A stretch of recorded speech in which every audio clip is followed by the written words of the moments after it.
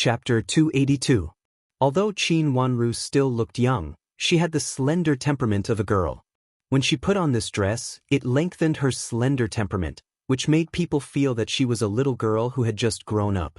Although she was not in her best years, she had made people feel that the girl who looked like a sculpture in front of them was extraordinary. After the amazement, the attention of several servant girls also fell on the dress. The dress that Nanny Dong prepared for Miss is really good and beautiful. Qin Yu said repeatedly, "It's so beautiful. We can sell all the materials in Butterfly Clothing Shop. At that time, we can definitely make a fortune." Yu Jie smiled with her eyes squinted, as if she could see that Butterfly Clothing Shop was making a lot of money every day. This material was left by the previous shop owner. When we go out later, ask Nanny Dong to contact the previous child and ask him about the source of the stock. Let's buy more. Qin Wanru touched the material of the dress and the layer of gauze outside. When the two were separated, they might not be so outstanding. But in this way, the entire dress looked like it was shrouded in a thin layer of mist, like a dream. "Yes, miss, I will go out to find Nanny Dong later." Qin Yu answered and was ready to go out later. Anyway, it was Yu Jie who followed Qin Wanru into the palace. After dressing up properly, Qin Wanru went to say goodbye to Madame Dowager. Shui Rulin was also there. Seeing Qin Wanru's dress, she nodded repeatedly and also felt that this dress suited Qin Wanru very well, no matter the color or the skin color.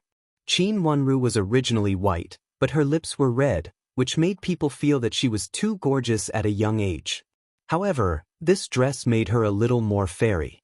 Coupled with her dignified momentum, the glamour was immediately reduced, and she looked a little more cold and elegant. The visual impact also made people look at her dress a few more times. Butterfly dance, step by step, butterfly dance.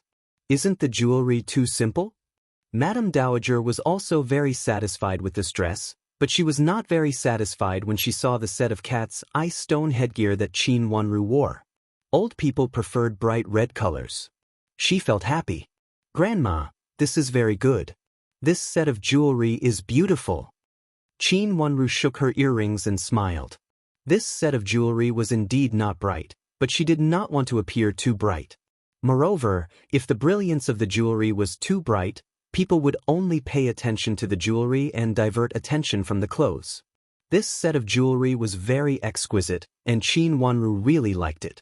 Since Qin Wanru liked it, Madame Dowager looked at it again and felt that even though the jewelry was a little simple and elegant, such an excellent dress could make up for the deficiency. She immediately agreed with a smile. The carriage was already waiting at the door. The symbol of Ningyuan Army General's mansion was on the conspicuous place of the carriage. Although it was simple, the carriage was spacious and comfortable, which was also in line with the status of Qin's mansion. It wasn't extravagant, but it was imposing. General families always like this. Qin Wanru got on the carriage at the door with Yu Jie. The carriage slowly turned a corner and drove out, all the way to the Vermilion Bird Avenue, the largest avenue in the capital city. The Vermilion Bird Avenue was the largest avenue in the capital city. One side led to the main city gate, and the other side led to the main palace gate. It was usually very busy. Today, because of the banquet, there were more and more carriages on the Vermilion Bird Avenue. Gorgeous carriages were moving on the Vermilion Bird Avenue. From time to time, young childs riding horses passed by. It seemed that there were not only young madams entering the palace today, but also some young childs. Yu Jie put away Qin Wanru's set of needles and turned to the window. She curiously looked at the carriages and horses passing by outside the window. The carriages of their mansion were slow, and the fast carriages and horses mostly passed by them along the way. Many carriages had thick curtains raised high, leaving only a layer of gauze inside. Young madams also liked to be lively. They usually stayed in their boudoirs for a long time. It was rare for them to have such a chance to come out, so they couldn't help but look outside through the gauze. However, the winter wind was not small. From time to time, the gauze curtain was raised, and a woman's delicate lips and snow-white skin could be vaguely seen under the gauze curtain. Seeing this, a group of young childs who had followed them could not help but deliberately get close to those carriages, wanting to see the beauties inside. Qin Wanru's carriage was mixed in this group of carriages. It moved forward slowly and was not eye-catching. Yujie reached out and pressed the gauze tightly, so that the gauze would not float up, and she could see more clearly. Although the wind was not small, Yujie had always been strong. It did not take much effort to hold the gauze, and she even had the strength to look at it while whispering to Qin Wanru. Suddenly, the carriage slowed down. "Second, miss, something happened in front." The coachman's voice came from outside. "What happened?" Qin Wanru asked. "I don't know. It seems that there was a collision in front, and the two carriages were squeezed together." The coachman stood on his shaft and looked into the distance. However, it was too far in front, so he could not see clearly when he looked at the carriages one by one. The carriage stopped, and so did the carriages around and behind them. Everyone was trying to find out what had happened. Some servant girls climbed down from the carriages and went to the front to find out the news. "Miss, I also want to go and have a look." Yujie could not help but say when she saw servant girls getting down from the carriages beside them. Sitting in the carriage, she did not know the specific situation in front of them. When could they pass? Did this mean that it was completely blocked up? "Wait." Qin Wanru shook her head slightly and said, "Miss, can I go to the front to find out the way?" The coachman's voice came from outside. He just saw that many coachmen had squeezed to the front to see. "Don't panic. Just wait." Qin Wanru's calm voice came from the carriage. As soon as she finished speaking, with a dong sound, the carriage shook twice. Yujie was so scared that she grabbed Qin Wanru, for fear that she would hit the carriage. "What happened?" Yujie said angrily. "Second, miss, someone hit the front of the carriage." The coachman's voice came from the front. "What?" Qin Wanru did not understand for a moment and frowned. "Second, miss, someone hit the front of our carriage." The coachman looked at the beggar in front of him and said angrily, "Second, miss, please spare my life. I accidentally hit the carriage. Please spare my life, second miss." It was a beggar in his 50s or 60s. He just came from the side of the road. It seemed that he intended to cross from here to the opposite side. However, he did not know why he hit the carriage of Qin's mansion. At this time, he sat on the ground and cried with tears and snot. Immediately, people around him were alarmed. Everyone's attention was not here just now, and no one saw where the old beggar came from. Now seeing him crying pitifully, everyone looked at Qin Wanru's carriage with some condemnation, and many people began to talk about it. Yujie reached out to lift the curtain and looked at the old beggar who had hit the front of the carriage. She said angrily, "Help him to one side." The coachman jumped down and went to help the old beggar. Unfortunately, the old beggar seemed to have been hit hard. He pulled him twice, but he couldn't get him up. He didn't know where the coachman had hit him when he was trying to pull him up, causing him to cry for a while. "It hurts, it hurts, it hurts so much. My bones are broken. Second miss, please spare me. My bones are broken. I didn't mean to hit the carriage." The old beggar cried loudly. It seemed that he did not hit the carriage himself. It seemed that Qin Wanru deliberately hit him and even bullied him to pull him out, regardless of his injury. People around were whispering in twos and threes, saying that Qin Wanru in the carriage took advantage of her power to bully others. Even if he was a beggar, he was still a life. How could he be thrown aside so casually? Several other misses from aristocratic families even lifted the gauze curtain and wanted to see who was in the carriage. "Yujie, you also get off the carriage. Help him to the side and give him some money," Qin Wanru said. In this situation, she could not turn a blind eye. Even though she knew that the old beggar hit the carriage himself and could not be seriously injured, the others present did not know that. Along the way, the people on Vermilion Bird Street today were all misses from aristocratic families. If she really made such a scene, it would not be a trivial matter. Yujie answered and jumped off the carriage. She and the coachman helped the crying old beggar to the side of the road. A kind-hearted person found a small stool from the shop and let the old beggar sit on it. Yujie took out a purse from her arms and handed it to the old beggar. She smiled kindly and said, "Old man, you go to see a doctor. This money is a reward from our Mississippi. Just now you hit the front of our carriage. It was our carriage that was parked in the wrong place." Yu Jie's words explained the cause and effect. She also pointed out that it was the old beggar who hit the carriage himself and it had nothing to do with Qin's mansion. I can't walk. A trace of greed flashed in the old beggar's eyes. He hurriedly reached out to take the purse, but he still looked at Yu Jie pitifully and pointed at his leg. The coachman reached out to touch his leg, which immediately caused a sharp cry of pain. He was so scared that he hurriedly withdrew his hand. There is a clinic in front of us. We can go there. A kind-hearted passerby suggested, you can see it as long as you support it for a while. Yes, it is over there. Help him to see it. It seems that his bone is broken. It takes 100 days for ordinary people to recover from muscle and bone injuries. Moreover, he is so old. If we go there late, I am afraid it will be difficult to help him. Another person said enthusiastically. The intersection in front was indeed not far away. It could be seen from a distance. But if the coachman and Yu Jie left, only Qin Wanru in the carriage would be left.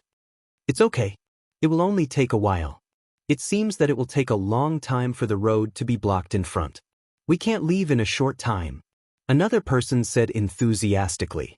The voice was not high, but it made people around nod. Chapter 283. Since Qin Wanru said so, Yu Jie and the coachman could only help the old beggar up and walk forward in a hurry. They wanted to send the old beggar over as soon as possible and avoid the disaster by losing money. Before they walked halfway, the carriage that had stopped suddenly moved forward. Someone said that the road ahead was cleared. Yu Jie's face changed, and she suddenly pushed the old beggar in her hand to the coachman. I'll go to see Miss. After saying that, she turned around and left. Her reaction was fast, but a galloping horse was faster than her. Soon, it turned from the intersection where they had stopped before, and the direction of the carriage was actually the carriage of Qin's mansion. Miss! Yu Jie screamed and ran away. The coachman pushed the old beggar away and chased after the horse.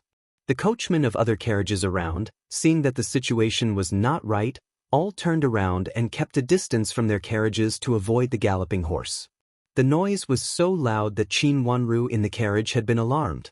She reached out and pulled the gauze curtain. Although the curtain was light, it was strong and long. After wrapping her hand, she felt a bang and flew out. There were carriages outside, and all the carriages were moving. Everyone was avoiding the galloping horse.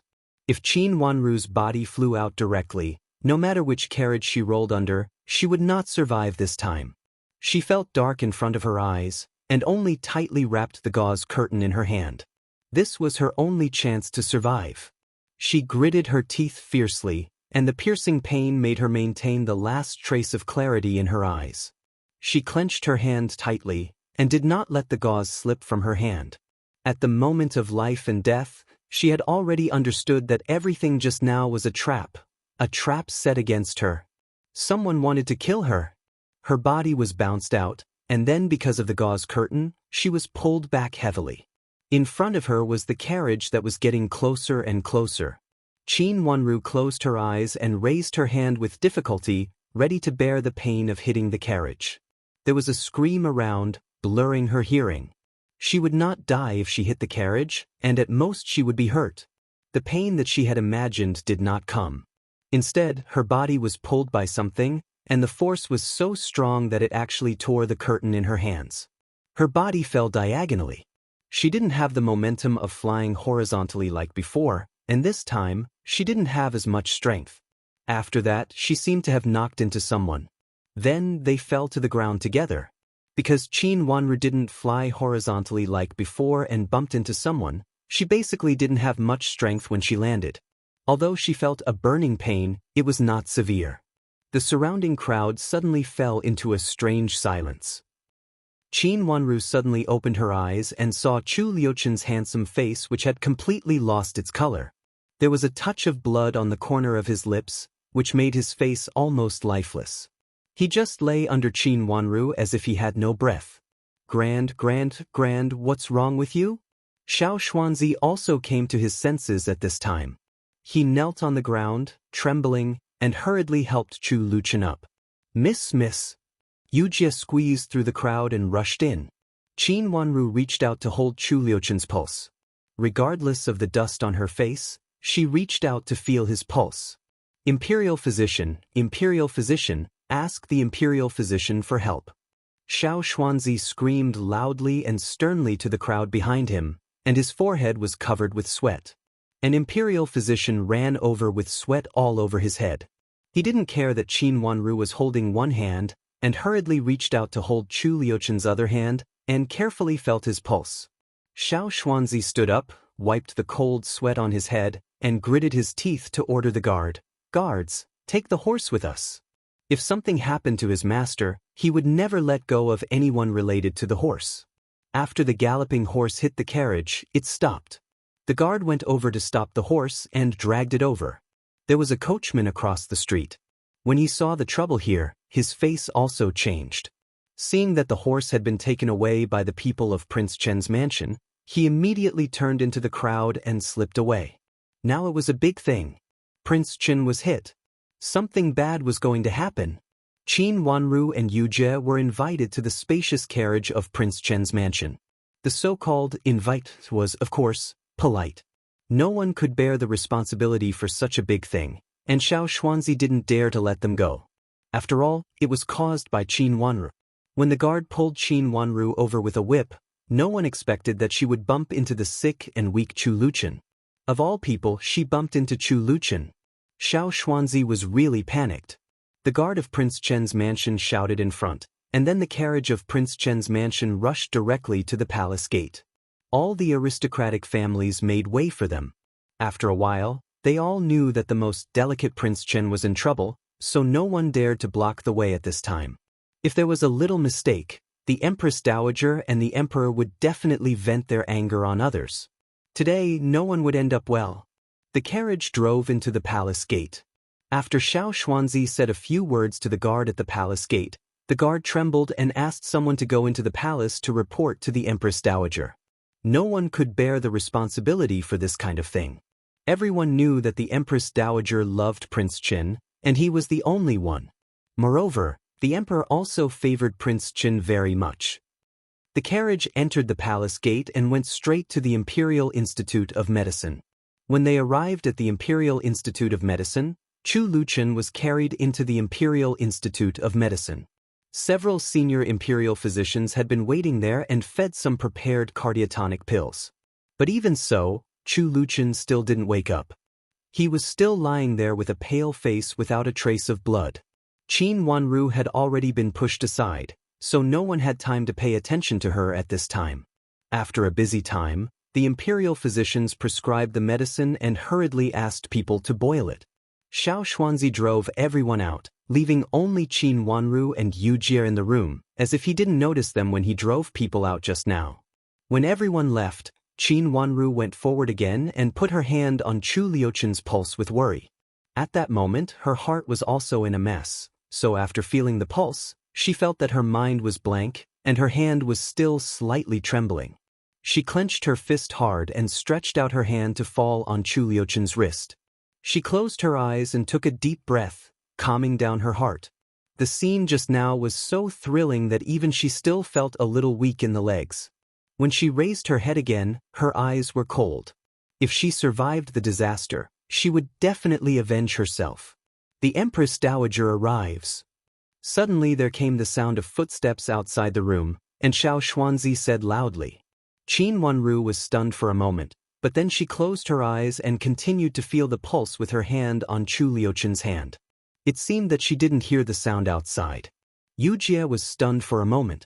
Seeing Qin Wanru's behavior, she immediately understood what she meant and hurriedly stood behind her, lowering her head and shoulders. The door was pushed open heavily. The Empress Dowager came in with two nannies with a pale face, and the others asked her to stay outside. When she entered the door, she saw Qin Wanru sitting in front of the bed, reaching out to feel Chu Liuchen's pulse. Her eyebrows fiercely jumped twice, and her face showed a bit of fierceness. Empress Dowager, second Miss Qin has good medical skills, and her master is Jingxin Monastery in Jiangzhou Prefecture. Xiao Xuanzi followed in, nodding and bowing to explain in a low voice.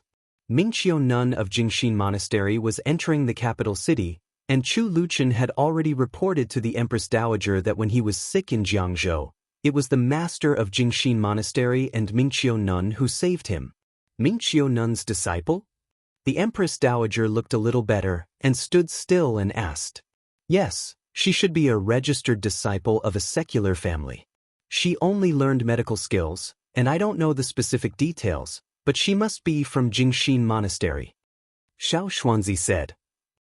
The Empress Dowager nodded and stepped forward, no longer asking about Qin Wanru, and anxiously looked at Chu Liuchen's face. When she saw his face, she immediately panicked. What did the Imperial physician say? The Imperial physician said that my master fainted because of the collision. He will be fine after he wakes up. With cold sweat on his forehead, Xiao Xuanzi knelt down in front of the Empress Dowager. Empress Dowager, I didn't see my master, so he fainted because of the collision. At that time, my master just asked someone to save second Miss Qin, but I didn't expect that second Miss Qin would fall over. Yu Jie, who stood behind Qin Wanru, also lowered her head and knelt down. What the hell happened? The Empress Dowager took a deep breath and said sternly, Empress Dowager, my master was in a good mood today. When he was about to arrive at the gate of the palace, he said to come down for a walk, so I followed him with a group of guards. Unexpectedly, before we walked far, we suddenly saw a horse running out from the diagonally opposite road, and it hit second Miss Qin's carriage, knocking second Miss Qin out of the carriage. My master asked the guards to pull second Miss Qin back with a whip, but I didn't expect that when second Miss Qin was pulled back, she hit me. Then my master, Xiao Xuanzi burst into tears, and his whole body was trembling. If something really happened, none of the people accompanying him would survive. Investigate whose horse is it. Today is the day of my banquet. How can there be a horse running for no reason? Find out whose horse is it, and punish him severely. If he has an accident, no matter who it is, I won't spare him. The Empress Dowager said fiercely, and her face was as gloomy as water. Qin Wanru put down Chu Liuchen's wrist, opened her eyes, and knelt down with a plop. Empress Dowager, Prince Chen will wake up soon. Really? The Empress Dowager, who was gloomy before, was overjoyed and looked at Qin Wanru excitedly. Xiao Xuanzi said before that Imperial physicians said that as long as Chu Luchen woke up, he would be fine.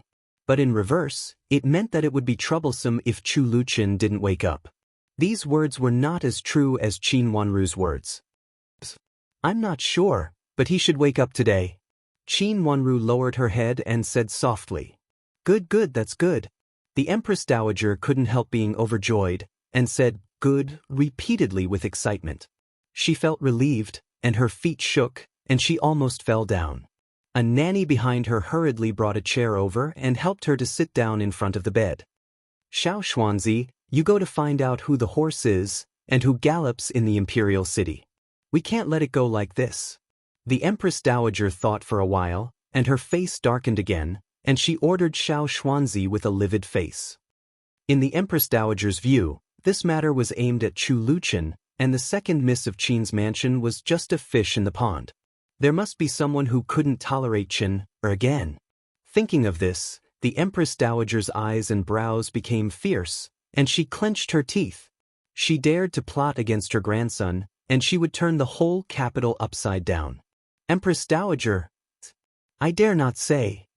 Hearing that Chu Luchen was fine, Xiao Xuanzi also wiped the cold sweat on his forehead, and he gradually calmed down, but still knelt on the ground and said. Chapter 284. It's Prince of Zhou's horse. Xiao Xuanzi was shocked and didn't dare to hide it anymore. He said with sweat all over his head. Liu Zhou's horse? Yes, it's Prince of Zhou's horse. I have sent someone to check it just now. It is said that Prince of Zhou got a new horse and hasn't been trained well. He took it out for a ride today.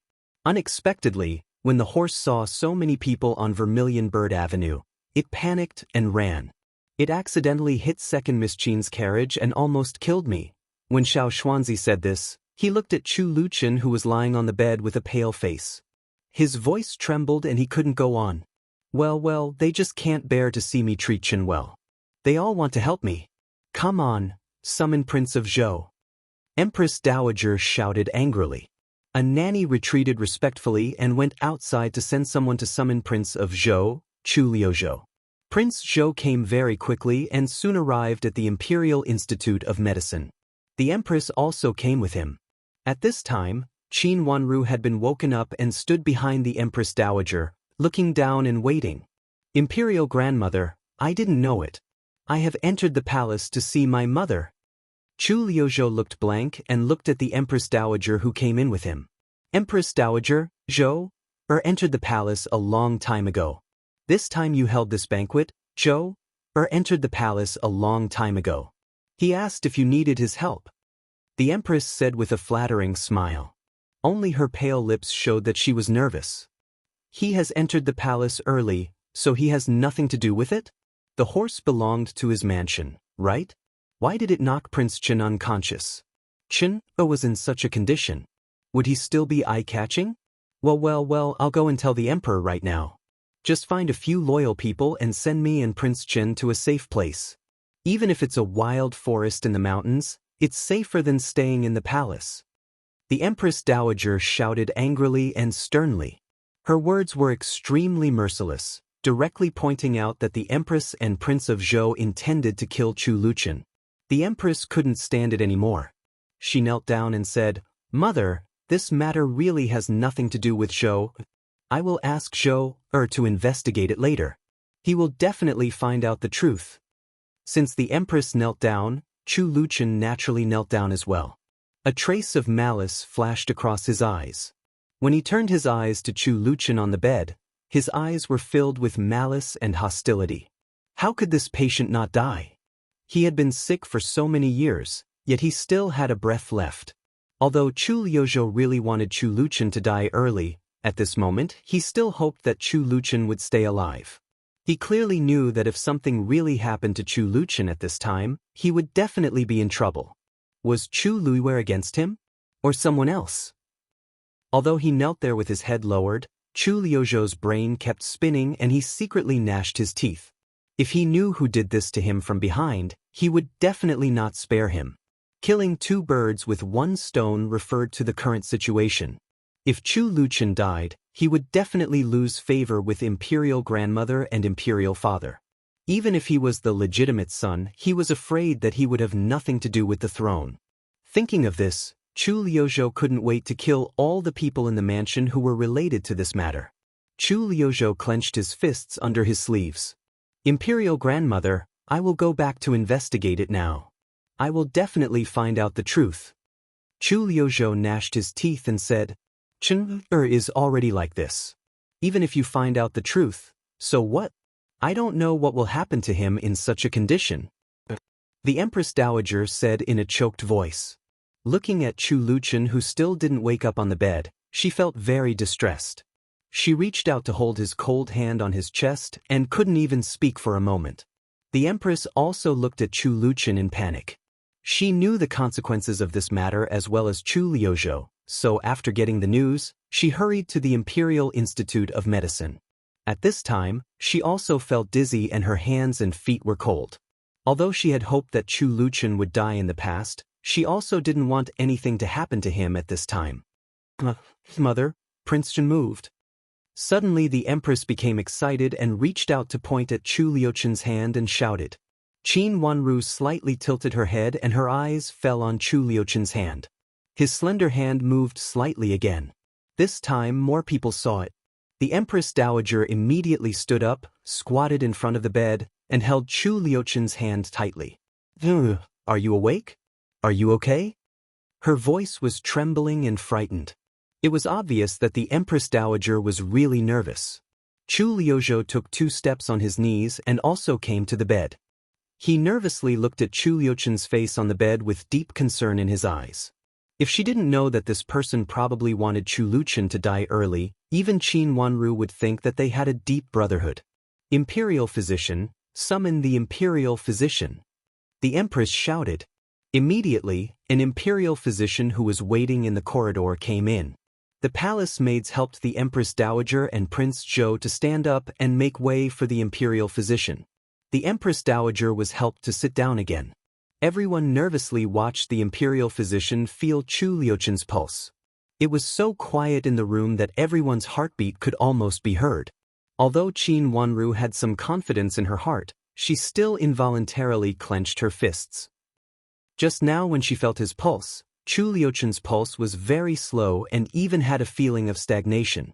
If she only felt his pulse, she would indeed feel that he was seriously injured, but Qin Wanru also felt his pulse before. His pulse was no different from before. He was originally sick, and his illness was not light. The illness brought by congenital illness was not so easy to be eliminated. His pulse was more suffocating and superficial than ordinary people's. Anyone who felt his pulse would know that he was sick and weak, but it was the same as before. His pulse did not increase because of the collision this time. At that time, she was very surprised. But what made her feel more at ease was that when she felt Chu Liuchen's pulse for Chu Luchen, his hand also moved at that time, and he absolutely consciously pinched her wrist, and then he put the other hand down. Based on what was said above, Qin Wanru felt that Chu Luchen was pretending to be sick. As for how long he would pretend, it depended on his own intention. Now did he intend to wake up? She inexplicably felt relieved in her heart. Report to the Empress Dowager and the Empress. Prince Chen should be fine, but he still needs to take good care of himself. The imperial physician also breathed a sigh of relief, wiped the sweat on his forehead and said, Prince Chen was like a time bomb to the entire Imperial Institute of Medicine. No one knew when he would really be sick and could not wake up. At that time, no matter who took the turn, he might be beheaded. So that going to Prince Chen's mansion to treat Prince Chen was like a matter of death. Everyone felt standing on the edge of a cliff, for fear that something would happen to Prince Chen accidentally. At this time, sensing that Chu Luchen should be fine this time, the imperial physician also breathed a sigh of relief. The Empress Dowager almost cried with joy. After saying, Buddha is merciful, to the sky for a few times, she whispered in Chu Liuchen's ear. The Empress and Chu Liuzhou also looked at him nervously. Finally, in their expectant eyes, Chu Liuchen's hand moved again, and then he slowly opened his eyes and whispered, Grandma, I'm fine. His words made the Empress Dowager's eyes turn red. She said repeatedly, Yes, Chen is fine. How could Chen be fine? It's all my fault. If I didn't hold the banquet this time, I wouldn't have caused such a big trouble. I just want to give you the position of princess. Can't you be tolerated? The Empress and Chu Liuzhou did not dare to answer. They stood with pale faces and bowed their heads, with cold sweat on their backs. These words were very rebellious. Whoever answered would be unlucky. Even the Empress did not dare to answer, and could only pretend that she did not hear it. Grandma, I'm really fine, but my head. Chu Liuchen's long eyelashes fluttered. He reached out his hand and touched his forehead gently, frowning uncomfortably. The handsome young man's face was pale and sick, but the frown made him look a little more sad. Even so, he still looked harmless and simple. The Empress Dowager only felt that her nose was sour. Why was such a good grandson not tolerated by others? She stared at the Empress fiercely and waved her hand to drive them away. Chen has woken up. Empress, go to host today's banquet. As for Prince Zhou, Imperial Grandmother, I'll investigate this matter right away. I'll give my third brother an explanation. Chu Liuzhou said with hatred and a cold face. He really wanted to tear apart all the people in his mansion who looked after the horses. They couldn't even keep a horse under control and let it rush out and hurt people. If it hurt other people, it would be fine. But Chu Luchen, the invalid, seemed to have a short life. How could he let his horse hit him? Chu Liuzhou thought that Chu Liuzhou deliberately wanted to hurt him. He really didn't want to stay here. Then you can leave. The Empress Dowager said coldly. The Empress Dowager and Chu Luchen said goodbye to the Empress Dowager and comforted Chu Luchen, who had just woken up. Then they left. When they arrived at the gate of the Imperial Institute of Medicine, they both stopped. Several trusted subordinates were scattered around. Zhou, who meddled in your mansion? Of course, the Empress believed that her son was not so stupid. Even if the invalid was favored, how long could he live? The Imperial Institute of Medicine had repeatedly said that he would not live long. Why would they hurt him and arouse the disgust of the Emperor and the Empress Dowager? The biggest possibility was that someone secretly used Prince Zhou's people to hurt Chu Luchan. Then, no matter what the result was, it would be good for the person secretly. I don't know. Mother, don't worry. I'll investigate it now. I'll find out the truth. Chu Liuzhou said fiercely. Find it out as soon as possible. No matter what, you must hand him over to your imperial grandmother. The empress was also full of hatred. She gnashed her teeth and said, she was the empress of a country, but just now she had to beg for mercy from the empress dowager. Thinking of this, the blue veins on her forehead bulged. It would not be so easy to end this matter. Yes, mother. I'll investigate it right away. Chu Liuzhou said. The empress nodded. Chu Liuzhou strode away angrily. All of them thought that this was a conspiracy against the royal family. All of them thought that Qin Yuru, who was involved in it, was just an innocent bystander. No one really cared about her. Chapter 285. The room was very quiet, and the tranquilizing incense rose from the window with a faint fragrance. Chu Luchan on the bed closed his eyes, but it could be seen that he didn't fall asleep. His handsome and delicate face was pale like snow, and he frowned from time to time, but obviously he didn't have the strength to say anything. Empress Dowager tucked him in the quilt, sighed, and turned to Qin Wanru, and then looked her up and down. Feeling Empress Dowager's gaze, Qin Wanru lowered her head tightly and looked a little nervous. Her long eyelashes trembled a few times uneasily. But no girl was not nervous when she saw Empress Dowager for the first time. Are you the second daughter of Ningyuan Army General's mansion? Empress Dowager's voice was not high, but it was very majestic. Empress Dowager, I am. Qin Wanru said softly. Did you know Chen when you were in Jiangzhou? When Empress Dowager spoke, she didn't look at Qin Wanru, but looked at her grandson aside. As expected, she saw his eyelids slightly twitch twice, and she couldn't help but flash a smile on her face. His Highness lived in my mansion at that time, and then he was treated in Jingxin Monastery. Qin Wanru replied respectfully, and a pair of bright watery eyes stared at the square in front of her, looking both obedient and well-behaved. Did you learn medicine from the master of Jingxin Monastery? Her words aroused Empress Dowager's interest, and her obedient look made her have a good impression on her, so she immediately asked with a smile. Yes, I learned some medical skills from Mingqiu Nun of Jingxin Monastery. Qin Wanru answered, and the restraint just now gradually disappeared. Her expression looked much more natural, and her behavior was also very well behaved. Empress Dowager was very satisfied that Qin Wanru could quickly relax, and her etiquette was not bad at all. Then help me to have a look. Empress Dowager reached out her hand, and a nanny had already rolled up her sleeves.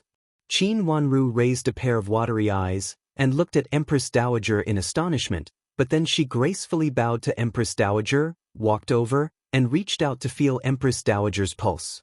The room suddenly became quiet. Empress Dowager turned around and saw Chu Liuchen's slightly raised eyelashes. It was obvious that he had peeped at her just now. She felt more confident. Qin Wanru put down Empress Dowager's hand and said softly, Empress Dowager, do you have the symptoms of qi deficiency and phlegm? If it is serious, you will cough up blood. Then how should I treat it? Empress Dowager asked with a smile. Qin Wanru thought for a while and said, Empress Dowager should have her own medicine to treat this disease. I just want to remind Empress Dowager that you should pay more attention to your diet. You should pay more attention to your daily life and take care of yourself slowly. Especially in this cold weather, Empress Dowager should take care of her body. Her words were very subtle and didn't suppress the other imperial doctors, showing that her medical skills were very good. She didn't even say much about the Empress Dowager's symptoms, but in fact, she had already said the cause of the Empress Dowager's illness. Moreover, it didn't hurt the other imperial doctors at all. It could be said that she covered all aspects.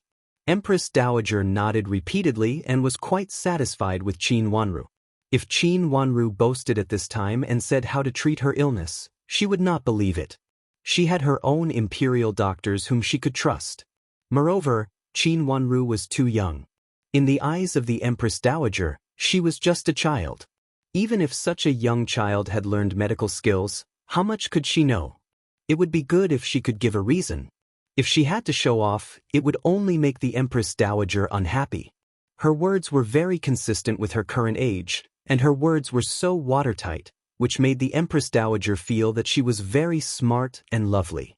Moreover, she was so delicate and beautiful, which made people feel like she was liked. Then you just felt Qin's pulse. What do you think of Qin's illness? Empress Dowager's voice became more and more gentle, looking at her and asking.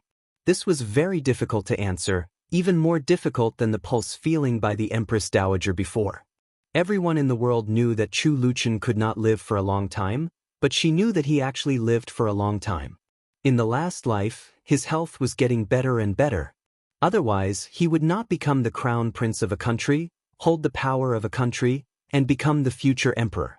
But now, he looked like he was dying, and this should also be recognized by the doctors in the palace. When Chu Luqian met her last time, he once said that the palace found another miracle-working doctor to treat him, which also showed that the officials in the palace were helpless and could only find another brilliant doctor. How could Chu Luqian's health be good in this case? Report to the Empress Dowager, my medical skills are shallow, and I dare not to criticize the illness of His Highness. I only know that if His Highness can take a good rest, not get angry, and keep a good mood, he will definitely be better. Qin Wanru knelt down and said respectfully with her head lowered. Her words were even more vague than the Empress Dowager's illness just now. It seemed that she just said it casually, but the way she suddenly knelt down and said it after thinking for a long time made people understand that what she said was not an excuse, but what she really thought. As for Chu Luqian's illness, she did not dare to say it. Or it could be said that there was no way to say it. The Empress Dowager showed disappointment on her face and smiled bitterly. In fact, she also knew how her grandson's health was, but she just had a vain hope. At this time, although she was also very disappointed, it was not the biggest blow because she was mentally prepared. How could she not know how Chu Luqian's health was? Her grandson was good at everything except for his poor health. How could the congenital fetal poison be easily diagnosed and treated? Thinking of this, the Empress Dowager's eyes turned red. She picked up a handkerchief and gently wiped the corners of her eyes. She really felt sorry for her grandson, more so than the others. He was such a good child. If it were not at that time, maybe he would not be in such a situation now. What she could do now was to spoil him as much as possible. Even if she spoiled him into the most playboy in the imperial court, the Empress Dowager did not care. As long as he was happy, as long as he could be happy, nothing else mattered. It was her son's sin, and her grandson was the most innocent one. Get up. The Empress Dowager whispered. Yes. Qin Wanru stood up with Yu Jie's hand. Go and change your clothes. You can go now. Looking at the ashes and torn clothes on Qin Wanru, the Empress Dowager said, the banquet has to be held later. Yes, Empress Dowager. Qin Wanru nodded and was about to leave. Suddenly, she heard someone shouting outside, the Emperor arrives. One after another, it was getting closer and closer.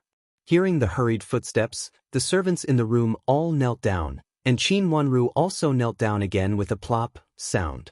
It was the Emperor who came over. The door was pushed open heavily. Hearing the people in the room shouting, Long live the Emperor, 3 times, Qin Wanru also kowtowed and prostrated.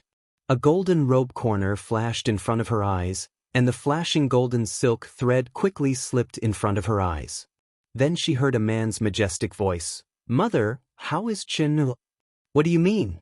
He almost lost his life. They can't tolerate Qin. He is in such a state, and they still don't let him. The Empress Dowager's voice was a little choked. The Emperor hurriedly took a few steps forward and sat on the bed. Looking at the pale face of his nephew, he looked gloomy. Several eunuchs who followed him in all lowered their heads and did not dare to move. Prince Zhou's horse? When the Emperor came over, he had already known some things, so he asked directly at this time. It is said to be Prince Zhou's horse, but I don't know who it is. Qin, or has become a tool for them to fight for power and profit? The Empress Dowager said angrily. Born in the royal family, of course, she could see things more deeply.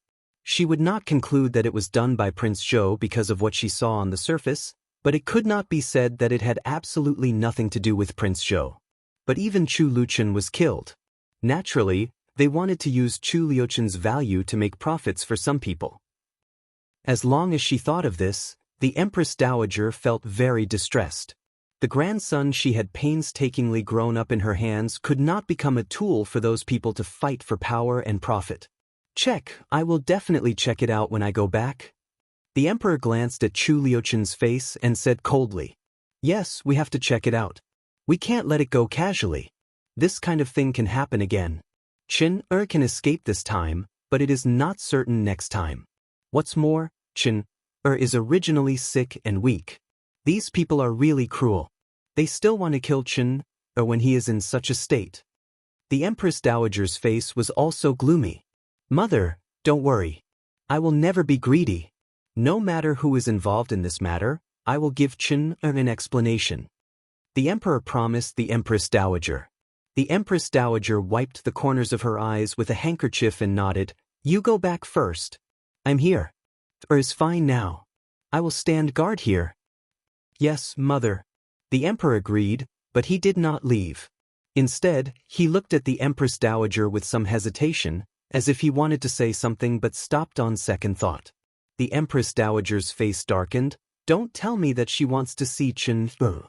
"Mother, she is always very worried." The emperor begged in a low voice with an embarrassed look. "What do you mean by very worried? I don't want to hear it, neither does Chen. Tell her not to disturb Chen's life if she has nothing to do. Otherwise, I will never spare her." The Empress Dowager shouted sternly, "Don't help her anymore. I don't want to hear about her." After saying that, she turned her head decisively and showed the back of her head to the emperor. Seeing how the Empress Dowager acted, the emperor knew that it was useless for him to say anything. He could only sigh, stood up, looked at Chu Luchen again, and then turned to leave. But when he passed by Qin Wanru, he stopped and said, "Is this the second daughter of Ningyuan Army General? Chen bumped into her when he was saving her?" "Your Majesty!" Qin Wanru kneeled on the ground and said respectfully, "Raise your head." The emperor looked at Qin Wanru and said. Qin Wanru slowly raised her head and lowered her eyes. Her eyes did not move randomly, but only fell on her nose. She was well-behaved and steady. She saw a bright yellow robe at the corner of her eyes, and she felt a strong power on her face. The emperor was looking at her, and she pressed the corner of her skirt hard. Chapter 286. It is indeed a little small. Empress Dowager nodded, and her eyes also fell on Qin Wanru's delicate and dignified little face.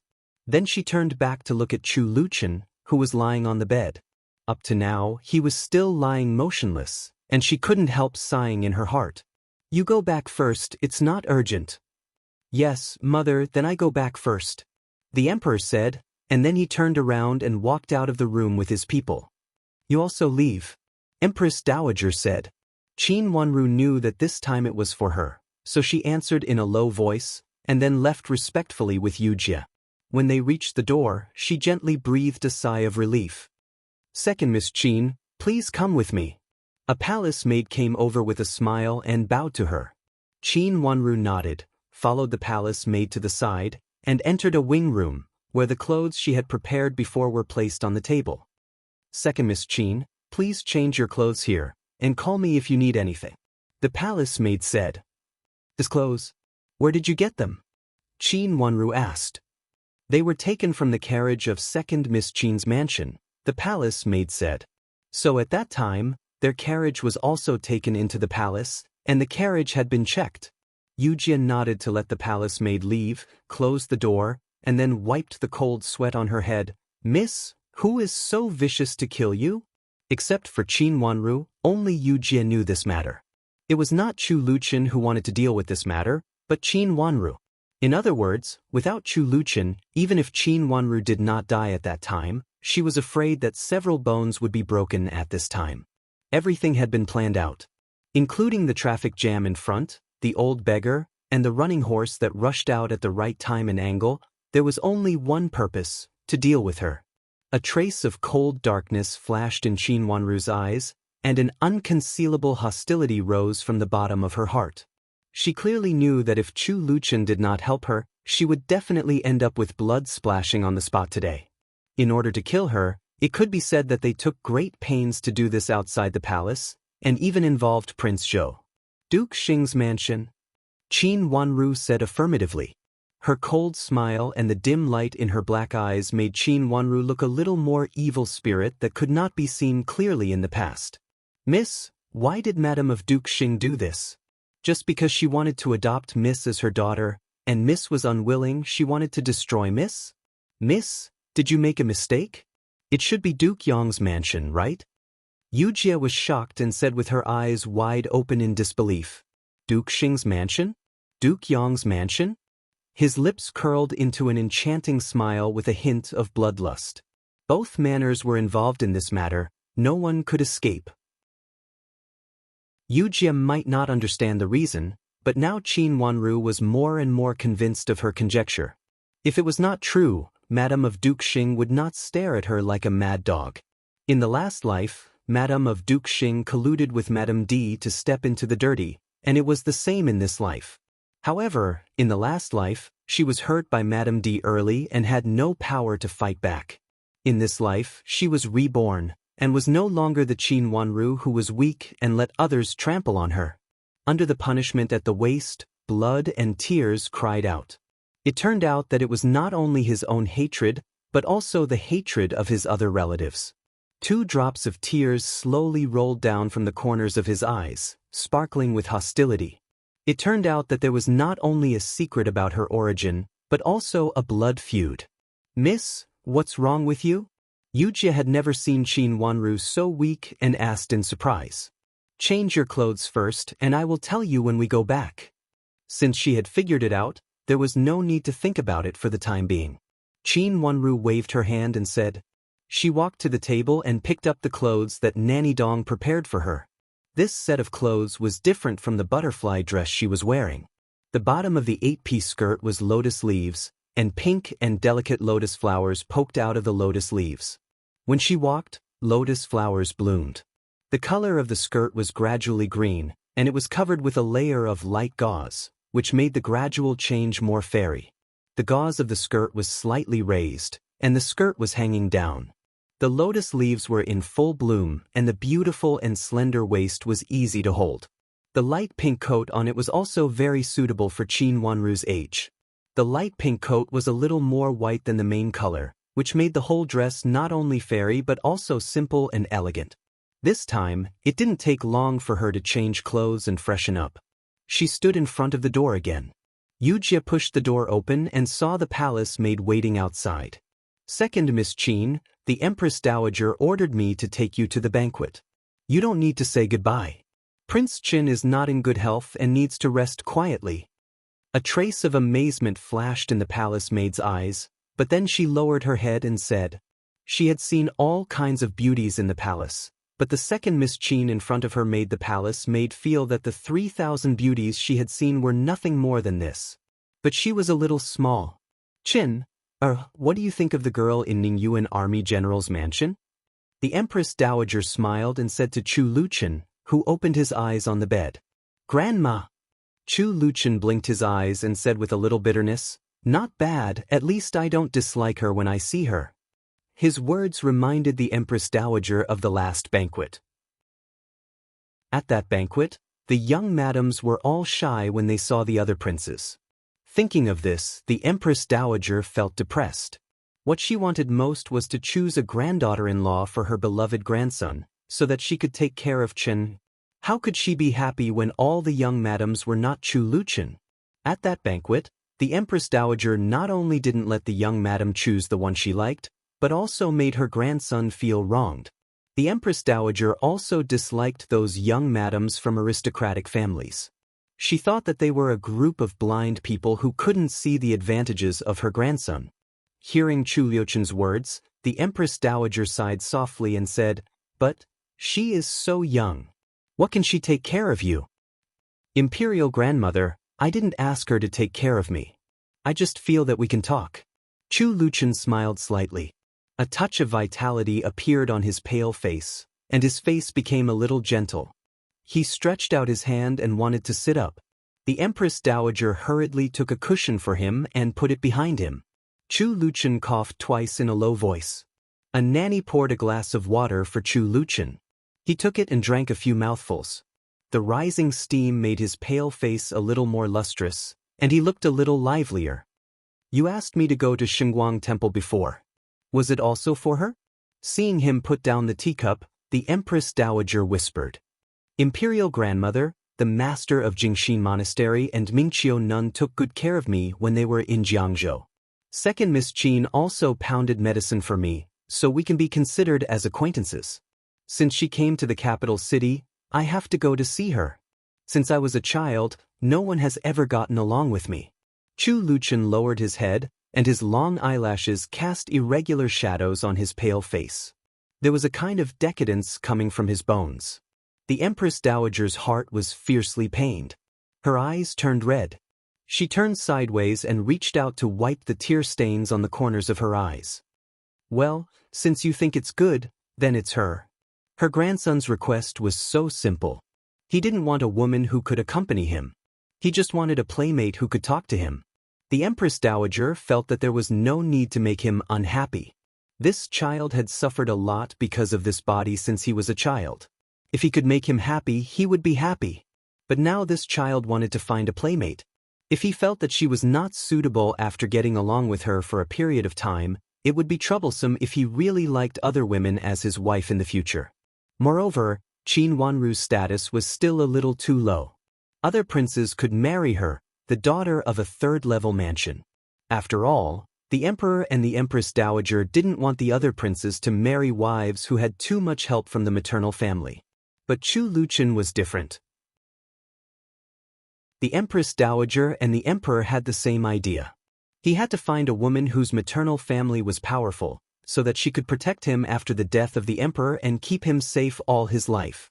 Although the imperial physicians all said that Chu Liuchen's illness was a fetal poison and it was uncertain when he would die, in the heart of the Empress Dowager, she felt that Chu Luchen would live a long life. Of course, she should think more about his future. If she died in the future, she had to make sure that Chu Luchen would not be bullied. So the power of the maternal family was very important. But the daughter of the Qin family is really young, isn't she? The Empress Dowager thought for a while and said gently, She is about 11 or 12 years old. Chu Luchen thought for a while and said gently, How about making an engagement for you?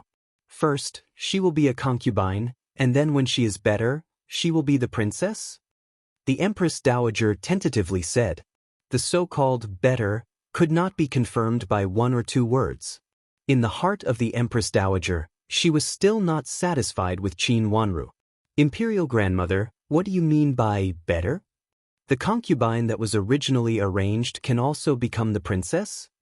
Chu Luchen raised his eyes, looked at the Empress Dowager with a pair of handsome eyes and said, although he expressed his dissatisfaction, his expression and behavior were still elegant and gentle.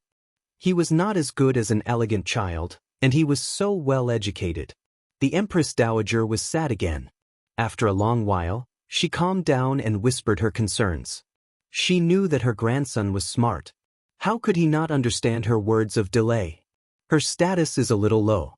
Chen has to marry a noble daughter of lineal descent. It's better to be the eldest daughter of lineal descent. The most distinguished eldest lineal daughter among the misses of aristocratic families was often cultivated with great efforts. Such a woman was the favorite candidate of the Empress Dowager. Imperial Grandmother, so what if she is the eldest lineal daughter? If she is not good, she will still not be good. His long eyelashes drooped down again. His eyes were a little deeper, and his voice was gloomy. The Empress Dowager couldn't say anything for a while. She knew what Chu Luchen meant. She was heavily hit in the heart. So what if she was the eldest lineal daughter? Wasn't that woman the noble eldest lineal daughter? But how could the things she did be associated with the noble and decent eldest lineal daughter? The Empress Dowager thought angrily that the so-called education was even worse than that of the daughter of a concubine from a small family. Imperial Grandmother, this matter is not urgent. Anyway, she is just a good playmate. Chen actually doesn't want to delay others. Second Miss Qin is also young, and it is enough for her to talk with Chen. I only hope that Imperial grandmother and uncle will not stop her. Chu Luchen raised his head again, with a gentle smile on his face. His attitude was amiable and gentle. Even though he was lingering in bed, the sick and weak teenager in the ink landscape was still incomparably handsome. Chapter 287. The palace maid took Qin Wanru to the palace banquet. The palace banquet was set in a garden.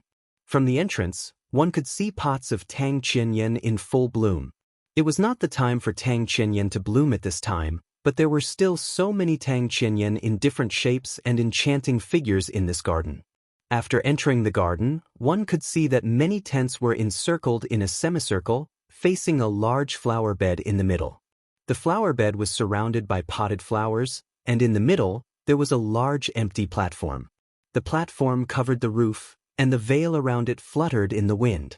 Behind it was a large rockery, leaving only the front half of the circle. The back of the tent was also encircled, and the small stove inside was warm. Although the front of the tent was open to face the flower bed in the middle, Qin Wanru didn't feel cold. The sunlight fell on the flower bed above. With the rockery behind it to block the wind and the sunlight facing the flower bed, the stage in the middle of the flower bed was actually not cold. This arrangement was very chic. Second Miss Qin? A delicate voice suddenly sounded. Qin Wanru stopped and looked over. When she saw a delicate woman, a trace of sarcasm flashed across her eyes. She still couldn't forget this voice.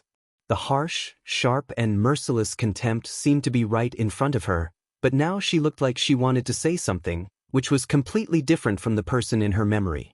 Wang Xingshue's younger sister, Wang Yishu, was said to be a woman who was well-read. In the last life, Qin Wanru was schemed to marry Wang Xingxue. This well-read female scholar had been very nice to Qin Wanru at the beginning, but later, when the affair between Ning Xueqing and Wang Xingxue was exposed, she ridiculed Qin Wanru with all kinds of sharp words. Her mean and sarcastic face made it seem as if Qin Wanru was the enemy who killed her father. He didn't expect to see this sharp and unkind talented lady again at this time. This was the female companion that Madame of Duke Xing found for her. What a coincidence! Excuse me, you are? Qin Wanru looked Wang Yishu up and down with a blank look. My aunt is Madame of Duke Xing, and my surname is Wang. Didn't she tell second Miss Qin? Wang Yishu said with a bit timid look. Her eyes looked bright and kind. Additionally, she suppressed her timid kindness, which could leave a good impression on people. Are you the miss mentioned by Madame of Duke Xing? Qin Wanru withdrew her gaze and said indifferently, Do you want to follow me? Isn't that what Aunt said? Wang Yishu looked a little embarrassed. It seemed that she bit her lip and blushed because of Qin Wanru's harsh words. Madame of Duke Xing only asked me to take you into the palace. I'm afraid I can't help you. I'm not familiar with the palace. Qin Wanru looked embarrassed and looked at Wang Yishu, who was half a head taller than her. The palace maid who sent Qin Wanru to the place was originally going to leave, but now she also saw something strange, so she stood still and simply didn't leave. Although she was a palace maid by the Empress Dowager's side, she was dressed like the other palace maids, so no one realized that she was actually not a palace maid here. In order to be inconspicuous, she even squatted down, picked up a rag beside her, and wiped the flower pot. But Qin Wanru saw it. Second Miss Qin, didn't my aunt ask you to introduce me to and great elder princess? Wang Yishu said with a flustered look and was secretly anxious. This matter was completely different from what her aunt said. Didn't she say that everything had been done? I'm afraid I can't do that.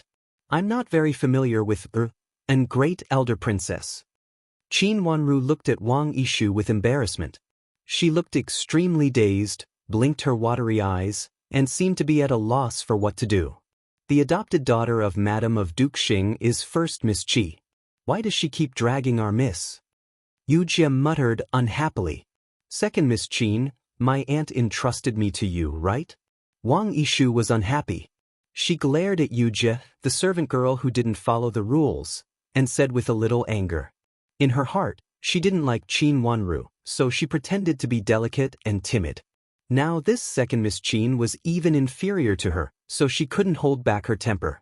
Although Wang Yishu's appearance was not the most outstanding, she thought that she was talented and learned. Seeing Qin Wanru's useless look, she couldn't hide the arrogance on her face anymore. Miss Wang, you are an adult, and you entrust me to take care of you? Qin Wanru slightly opened her cherry lips, raised her head, looked at Wang Yishu and said, Miss Wang, you seem to be a few years older than my miss, right? You are so old, but haven't you been to the Imperial Palace? Yujia said, not very sensible, and looked surprised. Her voice was not high, but it was enough to be heard by the people around.